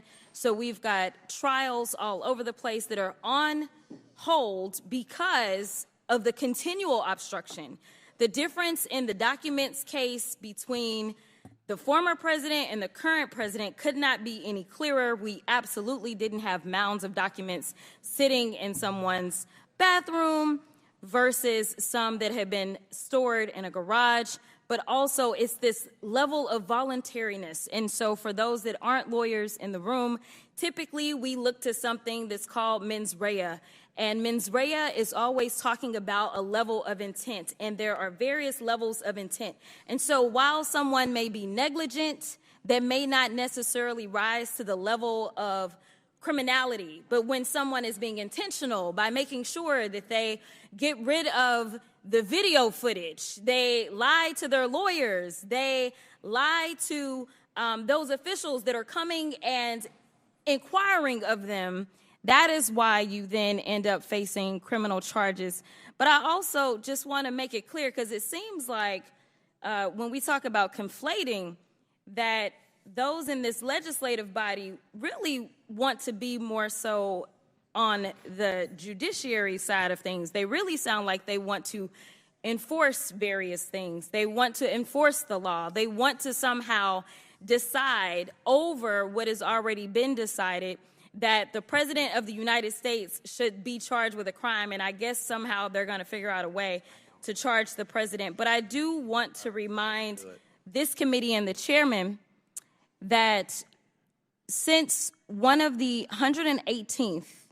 since day one of the 118th Congress, which is now over 17 months, the majority has wasted the committee's resources, time, and quite frankly, the sanity of members and staff on a sham impeachment investigation that has failed to produce one legitimate piece of evidence of wrongdoing by President Biden. And the quote-unquote evidence our chair and majority used as its basis to try to impeach the president was the FD 1023 form that is since found to have information from an individual who was fed lies by Russian assets. Now, I know the chairman and the majority on this committee know how to read. And so, in fact, we heard from a member that she's read through all the rules. So I'm not really sure why reading this transcript is so difficult. But members and staff on both sides of the aisle have combed through over 3.8 million pages of documents and 80 hours of testimony for nearly 20 witnesses, scouring all of this material to try to find any evidence of wrongdoing by President Biden. But lo and behold, there never was any, because there clearly is none. Because if there was, our chairman would have moved forward with a vote to impeach in this committee. The American people want the truth, and the truth is that every member on this committee has access to the 250 pages of transcript of what the president said during his voluntary sit-down for questioning with the special counsel. But maybe my colleagues on the other side of the aisle simply want the audiobook version of the transcript because they have nothing better to do than to listen to it on repeat on their train ride to and from Trump's criminal trial and Veep's stakes tryouts. By the way, we love the matching red ties. Will the gentlelady yield? I will yield. Thank you very much. I just wanted to make a point in answer to the distinguished chairman of the Judiciary Committee. The special counsel in this case on page 97 says, and I quote, "The published book is not known to contain classified information." Special counsel was very clear that President Biden did not retain or use classified documents in order to sell his book. And you might not like the conclusions of the special counsel, who was a Republican appointed by President Trump, but those were his conclusions. And either you stand by the rule of law or you don't stand by the rule of law. And all of us have the transcript to read, and all of it bears that out. There was no intention by President Biden to exploit any classified documents. I yield back. Gentlelady's time's expired. Chair recognizes Mr. LaTurner from Kansas. Mr. Chairman, I move the previous question. Motion to move to previous question. I object. I second the motion. Motion and second. It's non-debatable. And all those in favor? All right, let's have a recorded vote if we could, Mr. Motion is not debatable. Shall the main question be now put? Those in favor of moving to previous question signify by saying aye. Aye. All those opposed signify by saying no. No. In the opinion of the chair, the ayes have it. The previous question is ordered. I'd like a recorded vote if we could, Mr. Chairman. A recorded vote is ordered. The clerk will call the roll.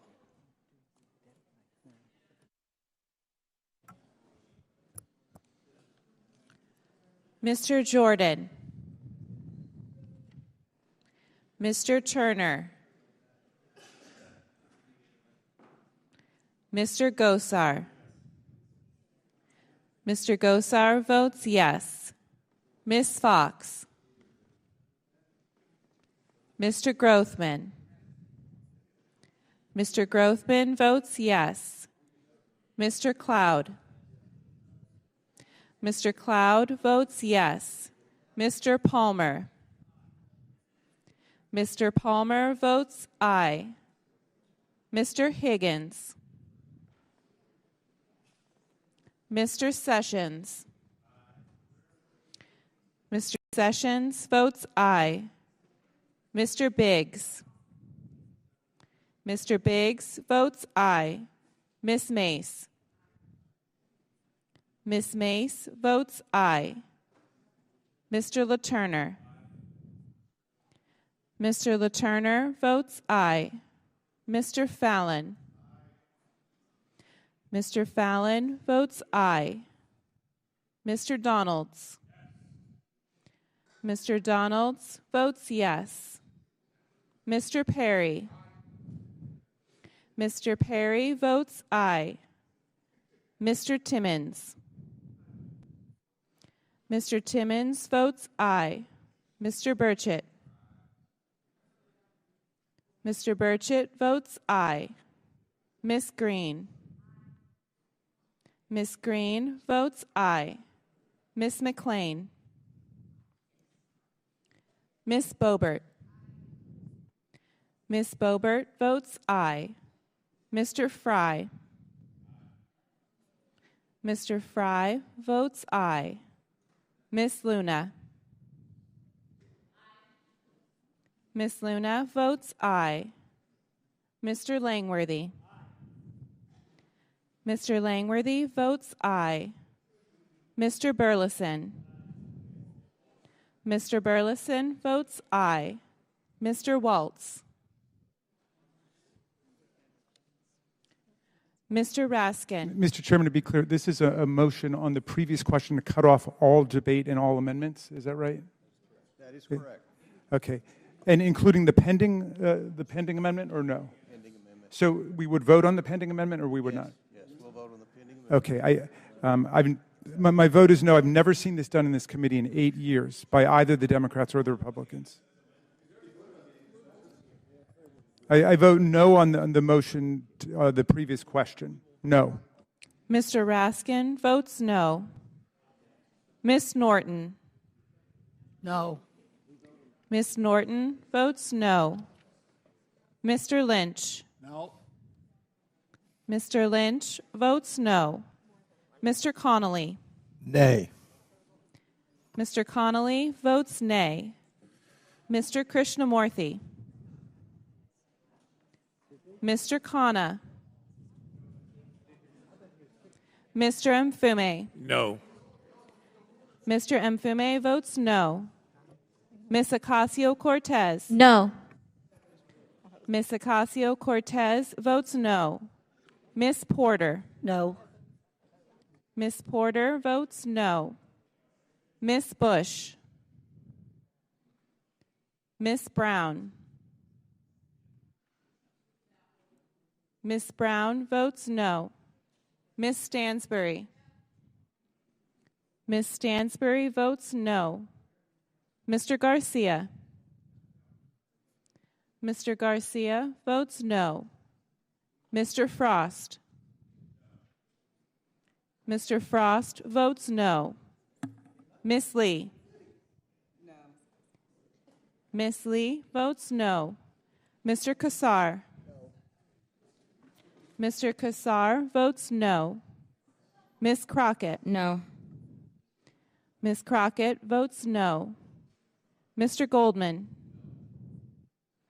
Mr. Goldman votes no. Mr. Moskowitz. Mr. Moskowitz votes no. Ms. Tlaib. Ms. Tlaib votes no. Ms. Presley. Ms. Presley votes no. Mr. Chairman. Mr. Chairman votes yes. How is Mr. Waltz recorded? Mr. Waltz is not recorded. Mr. Waltz votes yes. How is Dr. Fox recorded? Ms. Fox is not recorded. And Ms. how Fox is votes yes. Mr. Krishnamurthy recorded? Mr. Krishnamurthy is not recorded. No.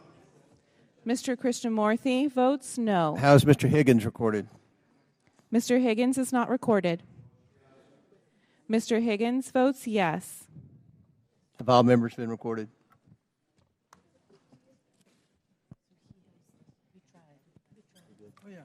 Mr. Chairman, would you just explain why you invoked that? Because that hasn't happened in 70 years in this committee. Will the clerk please report?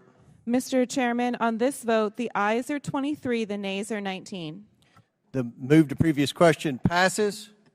The question is now on the pending amendment from Mr. Goldman. All those in favor signify by saying aye. Aye. All those opposed signify by saying no. No.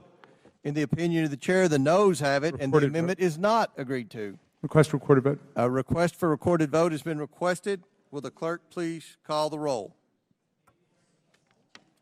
This is on the Goldman amendment. Mr. Jordan. Mr. Turner. Mr. Gosar. Mr. Gosar votes no. Ms. Fox. Ms. Fox votes no. Mr. Grothman. Mr. Grothman votes no. Mr. Cloud. Mr. Cloud votes no. Mr. Palmer. Mr. Palmer votes nay. Mr. Higgins. Mr. Higgins votes no. Mr. Sessions. Mr. Sessions votes no. Mr. Biggs. Mr. Biggs votes no. Ms. Mace. Ms. Mace votes no. Mr. LaTurner. That's good for you? Mr. LaTurner votes no. Mr. Fallon. Mr. Fallon votes no. Mr. Donalds. Mr. Donalds votes no. Mr. Perry. Mr. Perry votes nay. Mr. Timmons. Mr. Timmons votes no. Mr. Burchett. I could have predicted that. Anyway, Whose name were you on? Mr. Burchett. Mr. Burchett. But actually, Mr. Burchett votes no. Ms. Green. oh, really? Yeah. Ms. Green votes no. Ms. McLean. what did they say? Ms. Boebert. Are you an APAC guy or what? Ms. Boebert J Street? votes no. And that is pissing Mr. Fry. So here I am paying a price for my support for Mr. Fry votes no. Ms. Luna. I will insist on condemning Hamas. Ms. Luna votes no. Mr. Langworthy. Right. Saying the right thing. Mr. Langworthy votes no. Mr. Burleson. Mr. Burleson votes no. Mr. Waltz. Mr. Waltz votes no. Mr. Raskin. Aye. Mr. Raskin votes aye. Ms. Norton. Yes. Ms. Norton votes yes. Mr. Lynch. Mr. Lynch votes aye. Mr. Connolly. Aye. Mr. Connolly votes aye. Mr. Krishnamurthy. Aye. Mr. Krishnamurthy votes aye. Mr. Khanna. Mr. Mfume. Aye. Mr. Mfume votes aye. Ms. Ocasio-Cortez. Aye. Ms. Ocasio-Cortez votes aye. Ms. Porter. Aye. Ms. Porter votes aye. Ms. Bush. Ms. Brown. Ms. Brown votes yes. Ms. Stansbury. Ms. Stansbury votes yes. Mr. Garcia. Mr. Garcia votes yes. Mr. Frost. Mr. Frost votes yes. Ms. Lee. Ms. Lee votes yes. Mr. Kassar. Mr. Kassar votes yes. Ms. Crockett. Ms. Crockett votes yes. Mr. Goldman. Mr. Goldman votes yea. Mr. Moskowitz. Mr. Moskowitz votes yes. Ms. Tlaib. Ms. Tlaib votes yes. Ms. Presley. Ms. Presley votes yes. Mr. Chairman. Mr. Chairman votes no. Has Mr. Perry been recorded? Mr. Perry is recorded as no. Have any other members that not been recorded? Seeing none, will the clerk report the tally?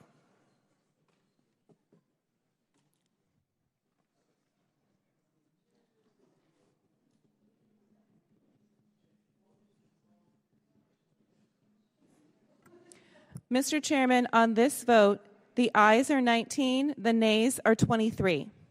The Goldman amendment fails. The question is now on the amendment in the nature of a substitute to the report. All those in favor signify by saying aye. Aye. All those opposed signify by saying no. No. In the opinion of the chair, the ayes have it. The amendment in the nature of a substitute to the report is agreed to. Recorded vote. On the A&S? Yeah. Okay. But we're not allowed to bring in any other amendments. Well, we've had deals that have you all. It hasn't happened in you have 70 not- years. you- Mr. you Chairman. have- 70 years. We have tried to negotiate with you, and you've not done it. A recorded vote is ordered on the A&S. Will the clerk please report? Mr. Jordan. It's Mr. Turner. I don't know, but they say we can't. So. Mr. Gosar. Mr. Gosar votes yes. Ms. Fox. Ms. Fox votes yes. Mr. Grothman. Mr. Grothman votes yes. Mr. Cloud. Mr. Cloud votes yes. Mr. Palmer. Mr. Palmer votes aye. Mr. Higgins. Mr. Higgins votes yes. Mr. Sessions.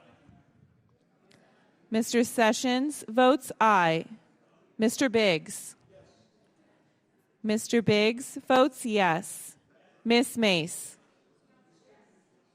Miss Mace votes yes. Mr. LaTurner. Mr. LaTurner votes yes. Mr. Fallon. Mr. Fallon votes yes. Mr. Donalds. Mr. Donalds votes yes. Mr. Perry. Mr. Perry votes yes. Mr. Timmons. Mr. Timmons votes yes. Mr. Burchett. Mr. Burchett votes aye. Miss Green. Miss Green votes aye. Miss McLean. Miss Boebert. Miss Boebert votes aye. Mr. Fry. Mr. Fry votes aye. Miss Luna. Miss Luna votes aye. Mr. Langworthy. Mr. Langworthy votes aye. Mr. Burleson. Mr. Burleson votes aye. Mr. Waltz.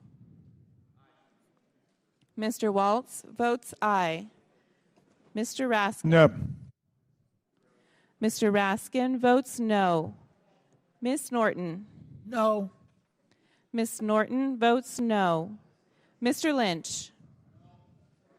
Mr. Lynch votes no. Mr. Connolly. Nay. Mr. Connolly votes nay. Mr. Krishnamurthy. Mr. Krishnamurthy votes nay. Mr. Khanna. Mr. Mfume. No. Mr. Mfume votes no. Miss Ocasio-Cortez. No. Miss Ocasio-Cortez votes no. Miss Porter. No. Miss Porter votes no. Miss Bush. Miss Brown. Miss Brown votes no. Miss Stansbury. Miss Stansbury votes no. Mr. Garcia. Mr. Garcia votes no. Mr. Frost. Mr. Frost votes no. Miss Lee. Miss Lee votes no. Mr. Kassar. Mr. Kassar votes no. Miss Crockett.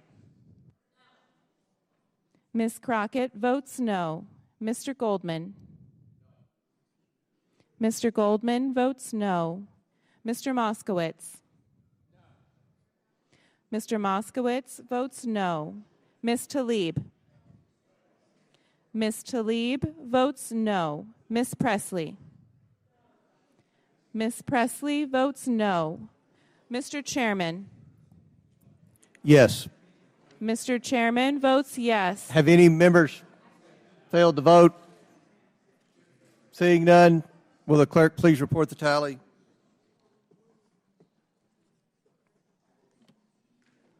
Mr. Chairman, on this vote, the ayes are 23, the nays are 19. The ayes have it. The motion is passed. The question is now on favorably reporting the report. Members will record their vote. We do the Okay, the clerk will call the roll. So last vote. Mr. Jordan. Mr. Jordan votes yes. Mr. Turner. Mr. Gosar. Mr. Gosar votes yes. Ms. Fox. Ms. Fox votes yes. Mr. Grothman. Mr. Grothman votes yes. Mr. Cloud? Mr. Cloud votes yes. Mr. Palmer? Mr. Palmer votes aye. Mr. Higgins? Mr. Higgins votes yes. Mr. Sessions? Mr. Sessions votes yes. Mr. Biggs? Ms. Mace? I'm sorry, Mr. Biggs? Mr. Biggs? Mr. Biggs votes yes. Ms. Mace? Ms. Mace votes yes. Mr. LaTurner? Mr. LaTurner votes yes. Mr. Fallon? Mr. Fallon votes aye. Mr. Donalds? Mr. Donalds votes yes. Mr. Perry? Mr. Perry votes yes. Mr. Timmons? Mr. Timmons votes yes. Mr. Burchett? Mr. Burchett votes yes. Ms. Green? Ms. Green votes yes. Ms. McLean? Ms. Boebert? Ms. Boebert votes yes. Mr. Fry? Mr. Fry? Mr. Fry votes yes. Ms. Luna? Ms. Luna? Ms. Luna votes yes. Mr. Langworthy? Mr. Langworthy votes yes. Mr. Burleson? Mr. Burleson votes yes. Mr. Waltz? Mr. Waltz votes yes. Mr. Raskin? No. Mr. Raskin votes no. Ms. Norton? No. Ms. Norton votes no. Mr. Lynch? No. Mr. Lynch votes no. Mr. Connolly? Nay. Mr. Connolly votes nay. Mr. Krishnamurthy? Mr. Krishnamurthy votes no. Mr. Khanna? Mr. Mfume? No. Mr. Mfume votes no. Ms. Ocasio-Cortez? No. Ms. Ocasio-Cortez votes no. Ms. Porter? No. Ms. Porter votes no. Ms. Bush? Ms. Bush votes no. Ms. Brown? No. Ms. Brown votes no. Ms. Stansbury? Ms. Stansbury votes no. Mr. Garcia? Mr. Garcia votes no. Mr. Frost? Mr. Frost votes no. Ms. Lee? Ms. Lee votes no. Mr. Kassar? Mr. Kassar votes no. Ms. Crockett? Ms. Crockett votes no. Mr. Goldman?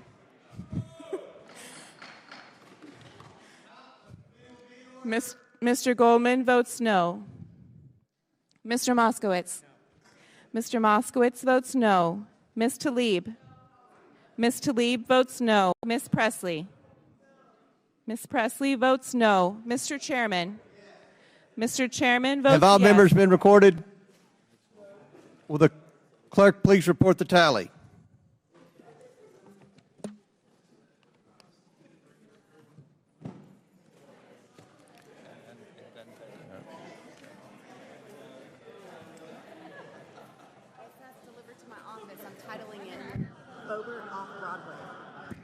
Mr. Chairman, on this vote, the ayes are 24, the nays are 20.